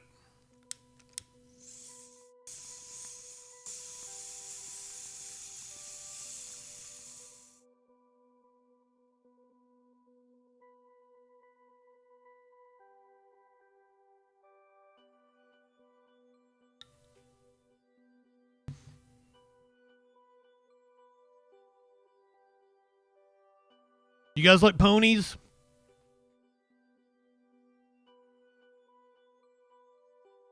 How's your dental hygiene? Any fans of Vermin Supreme in the chat? Some Vermin Supreme fans decided to video bomb a Marjorie Taylor Greene interview with Steve Bannon. Congressman Green, when watching MSNBC, particularly their coverage this afternoon, not so much CNN, but their coverage, they've been, because the president wasn't in court today, came up, I guess, a little earlier. They've been all over that, these gaggles. But they continue to have cuts to you, and you're clearly freaking them out. They almost make you like the cloven hoof wingman for Trump. All of Trump's evils personified in this congressman from Georgia. What has the response to you been from the crowds you've been at? Because MSNBC is making it like you're bringing a dark specter to New Hampshire. What's been the response to actual voters and New Hampshire citizens? Well, wait, is this old and I just stumbled across it? Revolting at me, but the people certainly aren't. They feel like my family and friends, Steve. They feel just like the people back at home in my district that elected me. Such a warm welcome here in New Hampshire. The same was in Iowa. It always is this way when I get out among the people. Lots of hugs, lots of thank yous. Keep fighting for us, and we love you, Marjorie. And you want to know something, Steve? I was one of those rally goers before I ever became a member of Congress. I've always been a supporter of President Trump. I believe completely in the agenda. I believe in the policies, and I fight for them, and I fight for President Trump, and that's really what matters. It doesn't matter what the nasty women on The View have to say about me. It doesn't matter what MSNBC has to say about me. None of that matters, and the people could care less anyways. So I'm really excited that we're going to win this primary, and we're going to be taking it home for the American people, and I am fired up about what we're going to be able to get done when we take our country back in January of 2025. Congressman Green, I don't think. Yeah, this is old. 68. It's worth watching. The most important issue that people are talking about here in New Hampshire, and they're nowhere near. How did I just see this? They're talking about the border as this being the biggest national security crisis that our country has ever faced. Senator Manchin is reading the tea leaves correctly. Oh, he's got a horse head. Calling it out. Here's something that's going to happen. We are not going to pass this border package that the Senate is trying to shove down the House's throat. And we have sent a clear message. I've been yelling it from the rooftops at our new Speaker, Mike Johnson. He better not pass funding for Ukraine, and he better not give it. Oh, now we're brushing the pony's teeth. A border policy win while they're running and campaigning for re-election. That's not going to happen.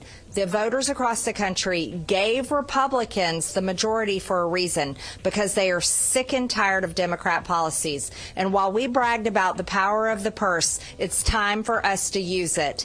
We've already seen 3 CRs pass this Congress. That's Nancy Pelosi's budget. That is the same budget that passes the open border policies, funds the war in Ukraine. I got news for you, Marge. They're still passing the same CR.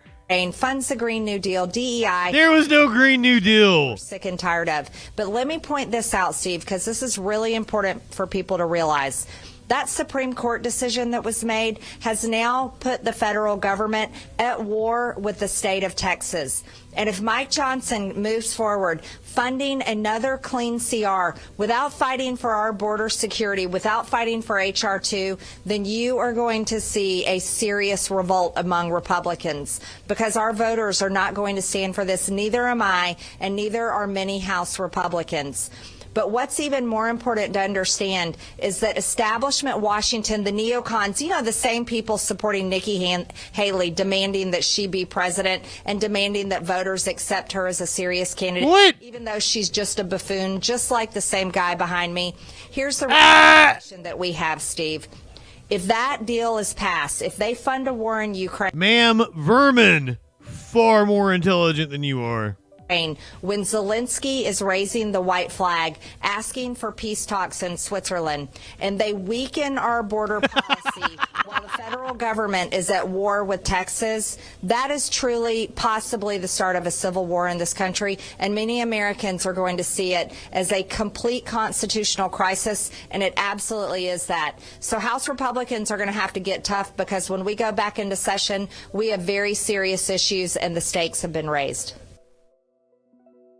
Nay, I say. Yeah, somebody posted that on Twitter recently, and I caught it. And I was like, oh shit, this is gonna be awesome. Another thing that's a problem with me not watching things before we get on here. But that was still worth a watch. I'm sad I didn't see that a year ago when it happened. Donald Trump had said that he was going to lower gas prices, egg prices on day one. That didn't happen. Now he says, not his top priority. President Trump issued dozens of executive orders on his first day in office, including on border security, energy, and more. Just after Donald Trump became the 40th Curiouser, good evening. United States, he began signing numerous executive orders to try to quickly follow through on campaign promises. One of the most notable, an order to pardon nearly all January 6th Capitol attack defendants, which includes about 1,500 people. These people have been destroyed. What they've done to these people is destroyed. There's rarely been anything like it in history, in the history of our country. He also signed other executive orders that temporarily halt the TikTok ban and DEI programs, withdraws the U.S. from the Paris Climate Accord, declares a national emergency at the U.S.-Mexico border, and another attempts to end birthright citizenship. This next order relates to the definition of birthright citizenship under the 14th Amendment of the United States. Good. That's a good one. Birthright. That's a big one. Legal challenges are expected for several of the president's new actions. In Washington, I'm Stetson Miller. Wait, what?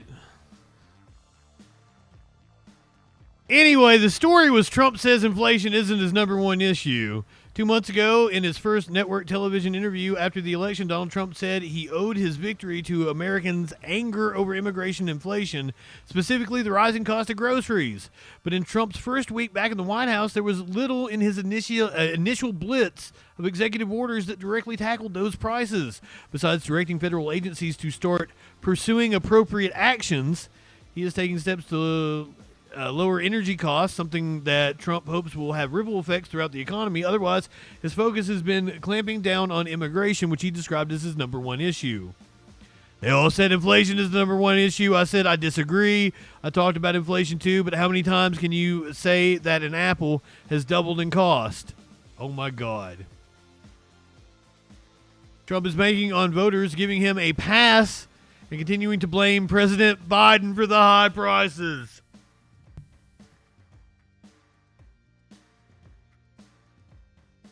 Come on, man. Remember when Biden had been in office a month and right-wingers were like, let's go, Brandon, and blaming him for everything?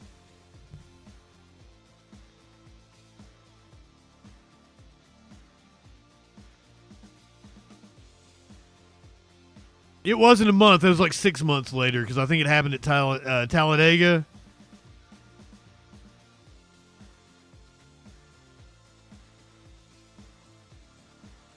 Don't expect the price of your eggs to come down because Trump ain't doing shit about it.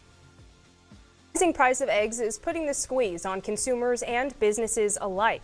13's Brent Palmer found out why these prices are so high, what's driving that, and how this is tied to a shortage caused by an ongoing issue in agriculture. High egg prices are starting to hit here at home in Topeka. Wait, are they doing everything they can to not say bird flu? Hanover Pancake House is one business that has been affected by the skyrocketing costs. I've put in a price increase of 20 cents an egg just for the temporary to help for now. But we hope we can take it away soon, too. This business buys eggs by the case, which is difficult when suppliers are raising It is not going away anytime soon, and boy, if they're avoiding saying the reason. Prices. It used to have them at $37 a case, and now we're up to $122 a case. And, you know, when you're buying 15 to 20 cases a week, it's about going from $500, $600 to over $1,000 a week in egg price increases. Prices started to rise for the business in September last year, but things really started to change in January. First week of January, that's when the prices started going up. I was told within one day that they were going up to $45, and I was told $55 2 hours later, and by 6 o'clock in the evening I was told they were going to be $110. At the grocery store, the costs are stark for the average consumer. Well, you can get a dozen eggs about $9, and that's jumbo eggs. Your normal eggs are about $8, $7 a dozen. Egg prices have soared by 28% year over year this January, with avian flu as the most significant reason, affecting 13 million birds over the past 30 days. They say it takes 90 days or so to get a new bird up to maturity to produce, and we're just waiting on them to grow. But well, let's hope after the egg drops out of a chicken's ass, they wash their ass. Life is too short to walk this earth for a crusty asshole. Wash your ass. Had a conversation with Redolent Thought last night. Do you guys think I can get that emote?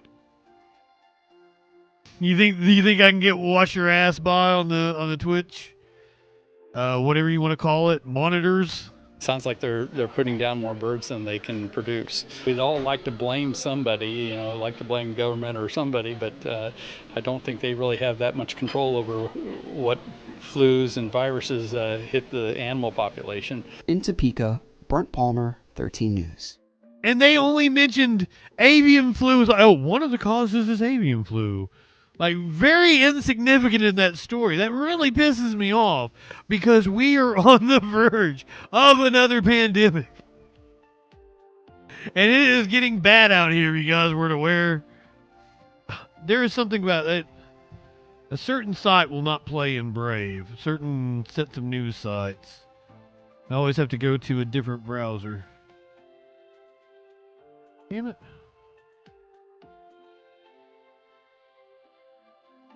Because it's getting scary out here, guys.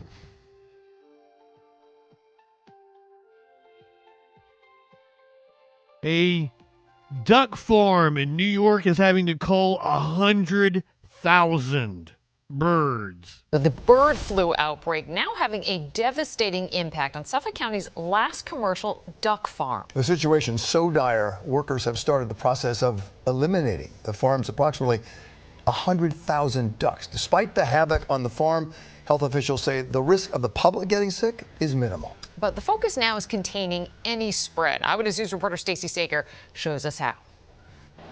A grim scene out here in Suffolk County as dozens of workers, some in Tyvek suits, assist in killing off more than 100,000 ducks.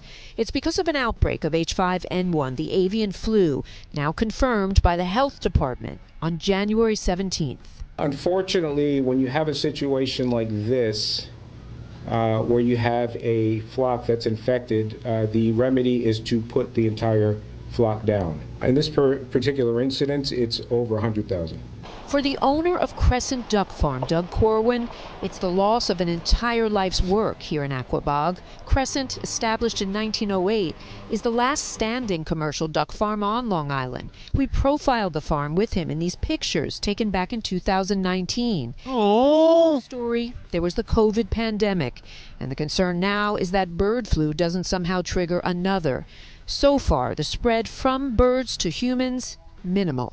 Yes, we've so far cases, but even amongst those sporadic cases, it hasn't then gone to the rest of their families, to the rest of their contacts. So it's really not getting into our human hosts. It will take about Yes, but once it does that, it's over. We got to stop it from getting to that point. Oh my God, this is infuriating. A week to euthanize all those ducks out in Aquabog. Animal rights advocates are livid, like the owner of these ducks here in Riverhead, only 12 minutes away. And if this disease mutates, like in a factory farm, to infect workers, to infect humans, to get human-to-human transmission, we're looking at the next pandemic. Health officials reminding people that so far there has been no human-to-human spread. As for the situation here in Aquabog, We're going to test them for H5N1 and also offer what they call prophylactic measures. In this case, it would be Tamiflu or also Tamivir. bird flu detected in Suffolk County since 2022, but certainly never to this level. In Aquabog, I'm Stacey Sager, Channel 7 Eyewitness. Apparently, the issue I wasn't expecting is that bird shit in wind can actually transmit bird flu. Wind-blown avian feces may be a route of transmissions for bird flu. Flu experts say bird flu virus may spread by infected feces blowing in the wind.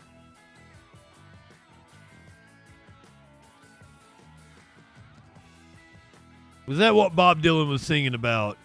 Michael Osterholm, who you should be following on Twitter, one of the two people I would say that you should be listening to about pandemics. Dr. Hotez, Dr. Osterholm. He's a medical detective and director of the Center for Infectious Disease Research and Policy at the University of Minnesota. Osterholm hosts a podcast at the University of Minnesota called Osterholm Update.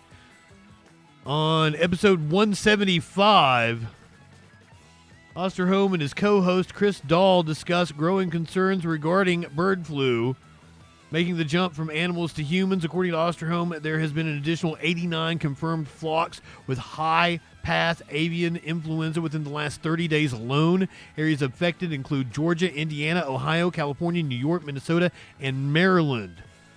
Osterholm says that the primary kind of birds impacted by the flu is migratory waterfowl like geese and ducks, and these birds often hang at... Stop it, buddy! You can't rub against my mic! These birds often hang out in farm fields where they defecate. Then the wind picks up particles of the infected feces, spreading the virus far and wide. Sock, stop it.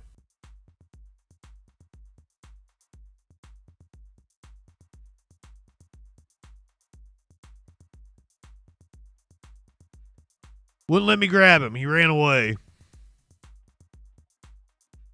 He's probably pissed at me right now. There's no food in their bowls. I have just a little bit of food to get him into my grocery order coming tomorrow. So he's got like one more cup of food for the night. And I'll give him some treats. I got plenty of treats, don't I, buddy? So we got to worry about bird shit in the wind. That could have been bird flu from New York spreading down to Maryland by shit in the wind. 4 farms on Maryland's eastern shore have been hit by bird flu. Officials say the outbreak is still manageable. The 4th case of bird flu was confirmed this week on a Maryland chicken farm, but state health and agriculture officials told lawmakers on Friday that the situation, while concerning, is still manageable. NSE, yeah, I didn't want to put this, we're all animal lovers in the chat, so I didn't want to tell people that like 2 more cats have died of bird flu.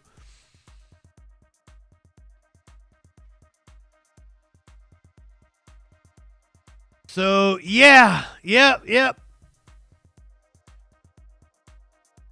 I have 3 myself. One of them's right here. Let me try to get him.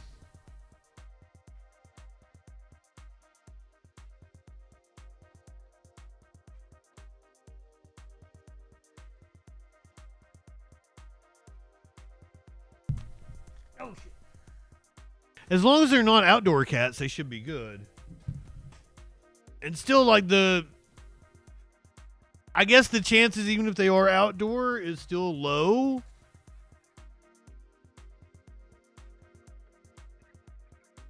If they are outdoor, you might want to consider building them a enclosure or something so that they're not exposed. Yeah, my cat's over here throwing a fit.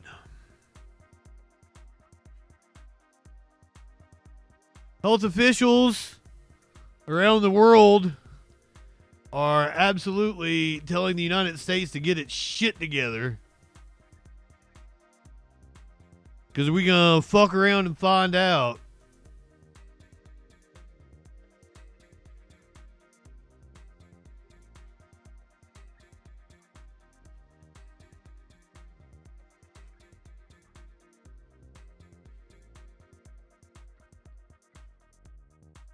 Fuck it.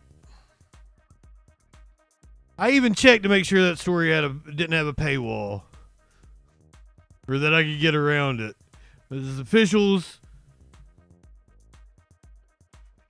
from like the WHO telling the U.S. to get its act together before we cause a pandemic. Meanwhile,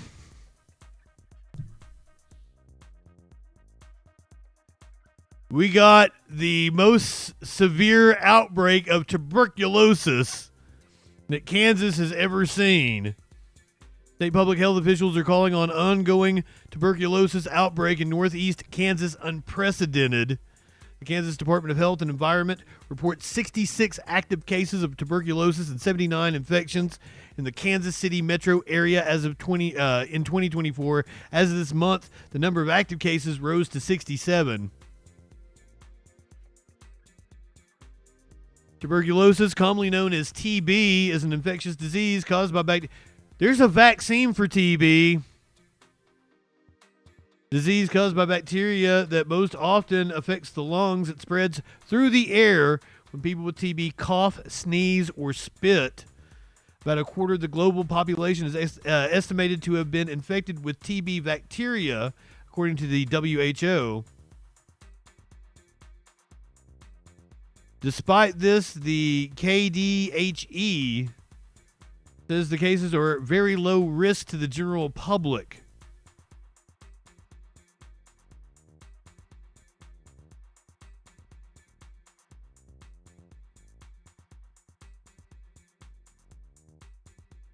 Feeling like I'm in like Red Dead Redemption or some shit.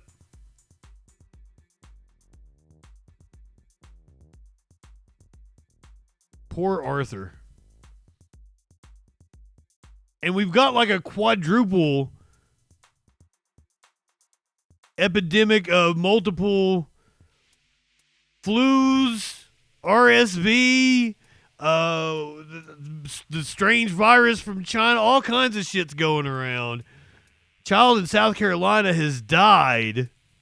Alert now from state health officials saying South Carolina's first pediatric flu-related death of the season is in the Midlands. Now, we're about 4 months into flu season, and officials say that started at the end of September. The South Carolina Department of Public Health reporting widespread flu activity across the state over the past several weeks. Officials say they're seeing an increase in flu cases and in hospitalizations. Now, if you do catch the flu, officials say treatments are most effective when started as soon as symptoms begin. But they say the best protection ultimately is a flu shot. Inez Elliott took this picture standing by her mother. It seems sudden.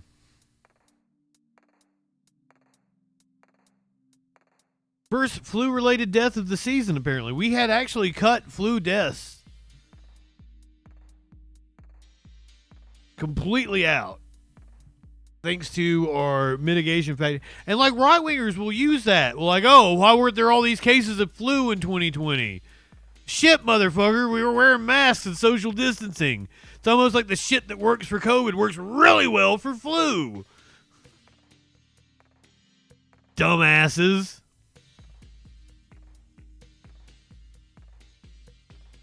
I do not believe that COVID came from the Wuhan lab. I can be persuaded to change my mind, but right now, with all the available data that we have, all the emails from Fauci and shit that show that they absolutely considered a lab leak early on. However, the CIA, who I don't trust one bit. Why would I trust the CIA about fucking a virus? The CIA apparently releasing a report that says COVID came from a lab, but we have low certainty. Well, in a bombshell report released by the CIA, the intelligence agency now believes that COVID-19 most likely originated from a lab. Isn't that scary music? In China. Yeah, it's a major reversal for the United States, which is now pointing the finger directly at China as tensions between the two powers rise. Oh, I bet. See, that's the reason why I don't trust the CIA. Baker joins us live from Boise, Idaho. Good morning to you. One of the interesting things about this report is the CIA doesn't say that they know this was deliberate or an accidental leaking of COVID. Yeah, that's at this stage, I don't think that really matters, right? Because what we do know is that, one way or the other, the Chinese regime under Xi Jinping has not been transparent in any shape or form, right? And they've gotten away with it, right? So millions of people died, and if this had happened as a result of a lab in Australia or a lab in the US or a lab in the UK, the world, would have spent the past several years kicking that country in the backside repeatedly and consistently. The Chinese regime seems to have gotten a free pass for this. So whether they intended to do it or whether, and I don't believe that they actually did, I think it was probably an accidental release. But at the end of the day, they provided no assistance. And the problem there is the next time we have a pandemic, and we will have a pandemic, we won't be as fully prepared as we should be because they haven't cooperated. They haven't worked with the rest of the world. So it's one thing for the CIA to say that's their intelligence. It's very unlikely the Chinese government's going to admit to this, right? So what happens now? Yeah, probably nothing. That's a very unsatisfactory answer, I think, for a lot of people. But just trying to be pragmatic in the way that governments work, inside this global community of nations, if you want to call it that. I don't think anything really is going to happen. Look, the CIA assessment that they've just released, they caveat it a little bit. They say, well, we have low confidence in this, but we are releasing this information. They're not indicating that they have new intelligence, but look, this is seems suspect. An assessment from the FBI in the U.S., from the Department of Energy in the U.S., and from others who also believe that this was a lab leak. And look, there was talk about a lab leak well before COVID really broke through, right? So early on, the year before it happened, there were already people saying, well, we've got this Wuhan lab.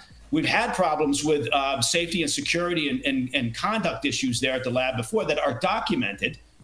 So it is highly likely that this came from the lab, but then suddenly the narrative shut that down. And in part of it because it was inconvenient. No, we have the emails. They were leaked. We read them here on stream. The scientists were going back and forth. They were absolutely worried it was a lab leak. And like one of the head researchers at the Wuhan lab was like, oh my God, it came from my lab. They sequenced the genome like, oh, nope, it wasn't ours. So if you have evidence to refute that, cool. But I read the emails of the scientists going back and forth with each other. And they're like, oh, we sequenced it. It's not us. It didn't come from here. So what evidence do you have? From a political perspective in the U.S., which had helped to fund the lab. So there's a lot left here to uncover. I just don't think it will be uncovered. Okay, the report was done under the Biden era. Trump has insisted it be released. Will he do anything about this now? That's what I was thinking. It's just a political thing for releasing it. Certainly the Biden administration wouldn't push. So I think if anyone's going to push the Chinese regime, we have a much better chance of that happening under the new administration, the Trump administration. You could argue that one of the reasons why it was released because we've now got a new director at the CIA, John Radcliffe, and he has talked about this and the importance of providing some level of transparency around it. So I think that's a natural thing. Now, I do think that it will become a part of discussions when it comes to issues such as tariffs, potential sanctions, pushing back against the Chinese regime in other ways. So I think, yes, I think this will factor into that. I just don't believe that it will change the Chinese regime's behavior and that suddenly they'll become transparent. Okay, thank you, Mike. He's definitely rattling the cage, though, isn't he, Trump? Rattling the cage. This was some Australian TV station. I almost didn't use this. It was hard to find a story that was had some substance to it.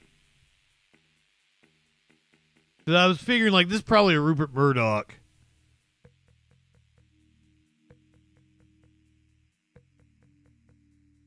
Owned station or some shit. All right, we're going to do a couple crime stories. This first one may be the only one that's really worth a content warning. Oh, no, I switched the order. Hold on. No. This first one is the only one. Might need a content warning. Out in the Bay Area, new details have emerged about a religious sect at the center of an FBI child sex abuse probe. To note, this church often calls themselves the truth. But tonight you'll hear why some former members question who's really being honest. Sick. Secretive. Sick. I mean, I'm just broken. I could just cry right now. His type was small-framed brunette girls. This is where I absolutely blame the truth for all of this. These are the voices of former members of a religious sect known as the 2x2s, or the Church with No Name. These women described experiences of alleged sexual abuse by ministers or members when they were children. How often would this happen? On a week-to-week basis, it would happen about 2 times a week or more. Laura Lee Brown says unlike other religious institutions, the 2x2 leadership will live in the homes of their followers for periods of time, giving easy access to young children. In June, we spoke with a veteran minister based in Washington State who presided at one of the church meetings in San Martin. I've talked with numerous former members who say they have been sexually abused by ministers who were staying in their home at the time. Many of them say it went on for years. What's your response after hearing that? Well, not surprised. And knowing the, quote, church leadership, I find that very difficult to believe. And in the multitude of years I don't. It's never been a problem. How do you know it hasn't been a problem? It's never been a problem that I'm aware of. Obviously, it could have been, but I wasn't aware of it. I said, "You're lying to me, man." After watching our story, former member Bart Cook says he reported his own alleged assault and attempted rape by another minister to leaders within the ministry. Exactly, Lenny. He doesn't want to believe it. On the bed, pinned me down and started grinding into me. He had this rage in his face, and I had this sense he's about ready to rape me. And I, as a farm boy, 19-year-old farm boy, I couldn't even fathom what was happening. Cook says after he left the church, one of the leaders in the ministry met with him trying to convince him to come back. Cook refused and says instead he wrote a ministry leader a letter raising concerns about other alleged sexual abuse within the ministry. But he says he never got a response. Years later, he said he confronted that church minister about it at a conference. And in that letter, I told you about 2 rapists that were in the church. One of them still in your fellowship. And he goes, "I never got the letter, and I don't know who you are. I've never met you in my life." I said, "You're lying to me, man." In that letter, Cook listed concerns about 2 members, both brothers, Richard and Ronald Schober, convicted of child sex crimes. Court documents show Richard was convicted of inappropriately touching a minor in the 80s, and he says he served time in prison. Richard says he's been affiliated with the church ever since, up until 2 years ago. I spoke with him over the phone. I have done my time. I have gone through a very extensive 8-year program. I've done 15 months in prison. I've done 15 years on the sex offender registry. Have you received any allegations of... Wait, what? You only did what, 15 months? What, your time on the sex offender registry expires? What the fuck happened here? sexual abuse since that time? Absolutely not. While he says he hasn't received any allegations since his conviction, he admits there were more victims than that one child. Richard, it's been reported you have 70 victims. Is that true? There was a number, and there's probably too many to number. Many of those didn't even know. It's hard to explain. I wasn't even aware that I had touched them. I'm being real honest here. Wow. Wow. Cynthia Lyles, a private investigator working with the FBI, says families have been trying for years to warn church leadership about Richard. Over the course of her 2-year investigation, she says more than 8 of his alleged victims have come forward. She says the ministry was made aware of it, and one of the leaders even visited him in prison. He was aware of his conviction. He was fighting with a family that was trying to get him removed from the congregation. I'm not surprised that he can't count them. When we initially visited with him, he told us it was 1, and then at the end of the conversation, he told us hundreds. And my reaction is it's nauseating. It's completely nauseating. Jen Ford is a former 2x2 member who tried to file a restraining order against Richard after she claims he was stalking her youngest children. She says Richard lives 12 miles away from her in Alaska. The most disturbing thing to me in hindsight is that the minister knew all about Richard. That's so disturbing to me that somebody claiming to be a man of God would do something with such harmful potential. Not just my children, but any children, any child. Richard claims he did nothing wrong, and And this is why we have to get people to stop putting their trust in religious institutions. Oh, it's hard to believe a man of God could do this. No, that's exactly the type of person who would do this. Someone who has fucking trust for no reason. You've just given him your trust because he says he's a man of God. Training order was never granted. Do I have regrets about what's happened? Yes. I have lived with it for 40 years now. This is like a shadow over me. Every time I see a child, I feel it again. Richard denied the ministry tried to hide his prior conviction and put children at risk. Why are you leaving, Josephus? The 9-year-old did claim another member abused him when he was young. I was 10 years old. It happened in the dorm at the church convention. Are you still affiliated with the religious sect? No comment. In some areas, they seem no comment. Hard to get perpetrators back in meetings, even though members of the community are pushing back on the ministry. According to Cook's letter, Richard's brother Ronald is also a longtime 2x2 member. Court records show in the late 80s, Ronald was convicted of first-degree statutory rape and 4 counts of indecent liberties. He was sentenced to 8 years in prison. Newspaper reports indicate those crimes involved child patients of his chiropractic practice between the ages of 8 and 11 years old. More than 3 decades later, records show Ronald was convicted again, this time third-degree criminal sexual assault of a mentally impaired victim in 2021. We tried, but haven't heard back. Concerns of the Schober brother convictions were laid out in detail in Cook's letter to a member of church leadership. We reached out to him, but he denied ever receiving the letter or meeting Cook. That's impossible. Who he didn't know who Bart was?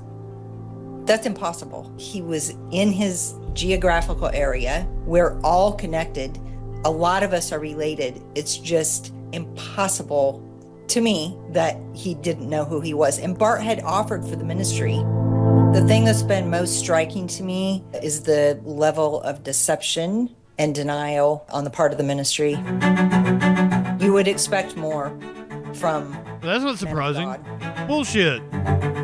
The 2x2s are also known as the truth by its followers, given they believe it's the only true way to find salvation. They make it a scary place to leave. Yet former members say they're struggling to find any honesty and, more importantly, change. In June, I asked one of the church ministers about that. From your perspective, what do you think it will take to see real change from all this? Well, I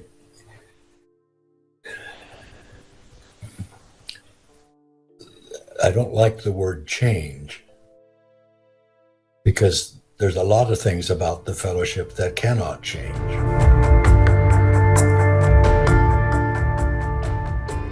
Fluffy Fox.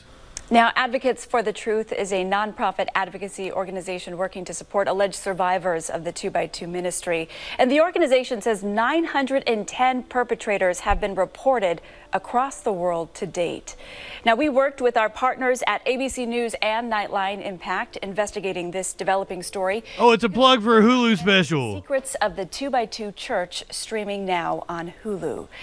Now, following the release of that documentary, ABC News has learned this 2x2 member, Raymond Zwiefelhofer. Zwiefelhofer. What a name. Arizona was convicted on 10 counts of possessing material of child sexual abuse. He was sentenced to 120 years in prison.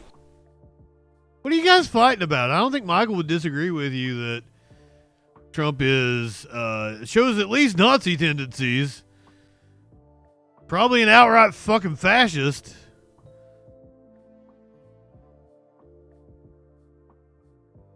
I guess transitioning from that story, this is a good time for me to tell you about Girls Gone Bible. Remember they did the invocation at the rally we watched the night before the inauguration? Girls Gone Bible. Two podcast hosts putting their faith at the forefront, even praying over President Trump at his pre-inauguration rally. Lord, we thank you for choosing President Donald Trump as a vessel for your nation. As he carries the great responsibility of leading your people, may he rest in the knowledge that you, Lord, are the one who goes before him, and you will never leave him nor forsake him. Their podcast, Girls Gone Bible, is climbing the charts, ranking among the top religion and spirituality podcasts on Apple and Spotify. The hosts of Girls Gone Bible, Angela Halili and Ariel Reitzman, join us now. Girls, I am so excited to have you on. I think the only person more excited are my daughters, who absolutely love you and what you're doing on this podcast. So let's start with you, Angela. Tell us, for those who've been living under a rock and don't know who you are, don't know about the podcast, tell us how it started. Hi, Rachel. We're so excited to be here. We're so excited to talk to you. So Ari and I basically went on this journey where I had been walking with Jesus for a couple of years, and he had absolutely saved my life, radically healed my heart and my mental health. And then I meet Ari, who was in sort of a similar situation that I was. And then she starts reading the Bible and she starts having a relationship with Jesus, and we see the same thing that Jesus did for me in my life, he did for my best friend in hers. And then so we're on this journey together where we're finding Jesus, we're finding Christian community, we're going from living in the world to living lives fully laid down and devoted to Jesus. And then we basically were in a conversation one day and we realized that so many people don't have an accurate view of who God is. So many people don't know who Jesus is as a father and as a healer and as a friend. And we realized that, like, bitch, let me tell you something. I did this, I can logically disprove God. This is called a conditional logical proof. God, by definition, is omnipotent, omniscious. A being, by definition, that is omnipotent and omniscious wouldn't be able to be comprehended by the human mind. Therefore, every human conception of God must be false. You don't fucking know Jesus. there are so many people who may never step into a church, who would never step foot into a church, but who would possibly watch a podcast. So we decided to go into a studio together and film an episode, and the rest is truly history. I got invited to a church, and I was like, well, here's the thing, is I would love to come to church with you, but you must understand that I'm gonna mouth off, and my goal for being there will be to embarrass everyone. You understand that, right? Wow, Ariel, I mean, I just think about the early evangelists. I mean, they did essentially what you're doing, you know, going to where the people are at. In this case, it's podcasts. Your motto is, we're two imperfect girls serving a perfect God. I love it. Ariel, what's been the reaction? I mean, I know my girls are into it. What are you hearing from the public? You're rising up the charts. Who's coming to your podcast? You know what it is? We just started. When do they drop their meme coin? Truly seeing all walks of life. I mean, girls that are 10 to 65, women and men. We have such a diversity of people that are coming, which is such a. These women deserve a titty slap. It's basically people that aren't alone. We are two girls who come from a place of, we are so imperfect. We come from the darkness. Our lives are so far from we weren't raised in Christianity. So we come from a place of, you're not alone, and we're going to get through this together. So it's been such a gift to just Two Girls, One Bible. That would have been a better podcast name. Facade that our lives are perfect, because the truth is people are hurting, they're broken, and they want to know that they're not alone. So it's been a gift too. Well, they're probably into anal because they did the thing with the biblical loophole or whatever it's called. It's not sex if it's in the butt. Have a GGB family that we can all do this together, do this walk together. So you guys actually met in the entertainment business, which, as you say, is a dark place. You also had this great moment this past week, Angela, where you got to pray. Oh, Josephus, soaking is the thing that the Mormons do. So they'll actually stick it in, but they don't believe that it's sex unless you in and out.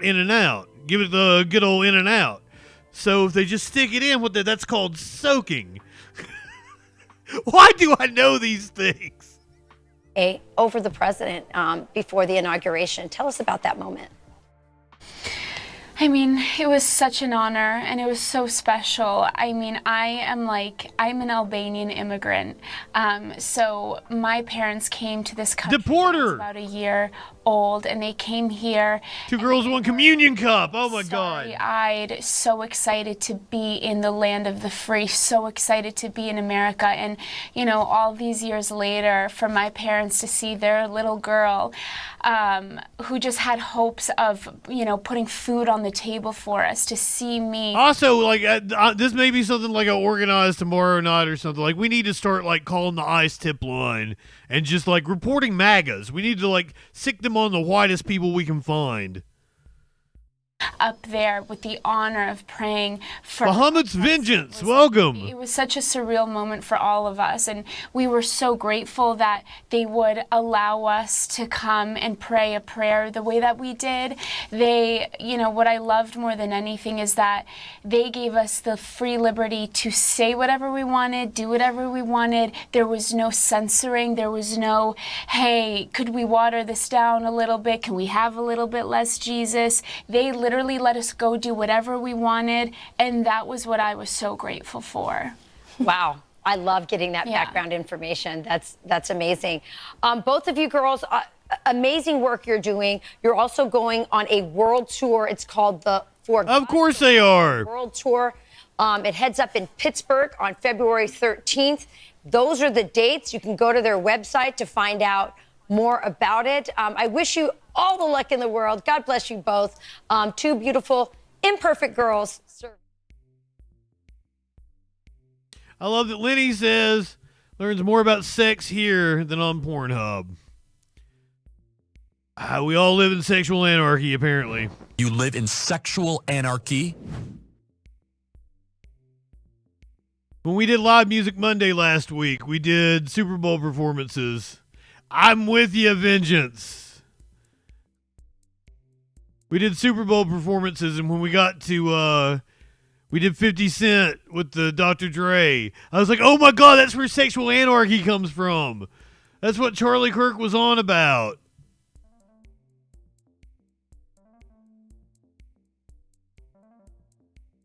We have a brand new nurse at this vet facility.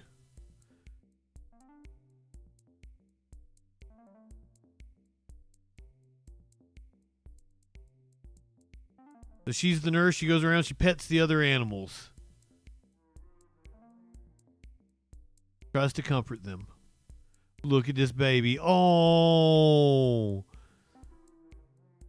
He came to the hospital as a stray kitten with a severely injured tail. During her recovery, she made herself at home. She loved it there, and the clinic staff loved her. So that's her forever home now. She's actually at the clinic.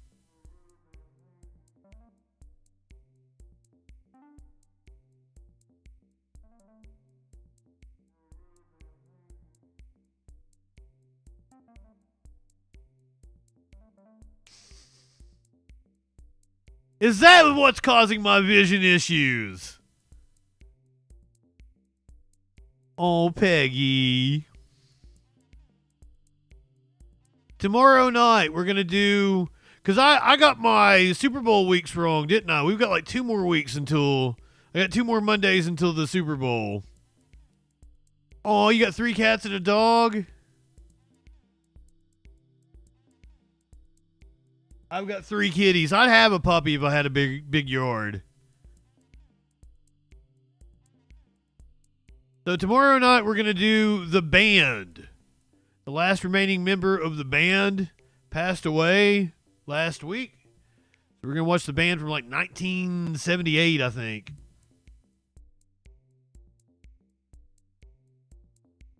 And then we might do some more Super Bowl performances. Just because, you know, it's fun. You're watching on Twitch. You're heading over to Echoplex Media.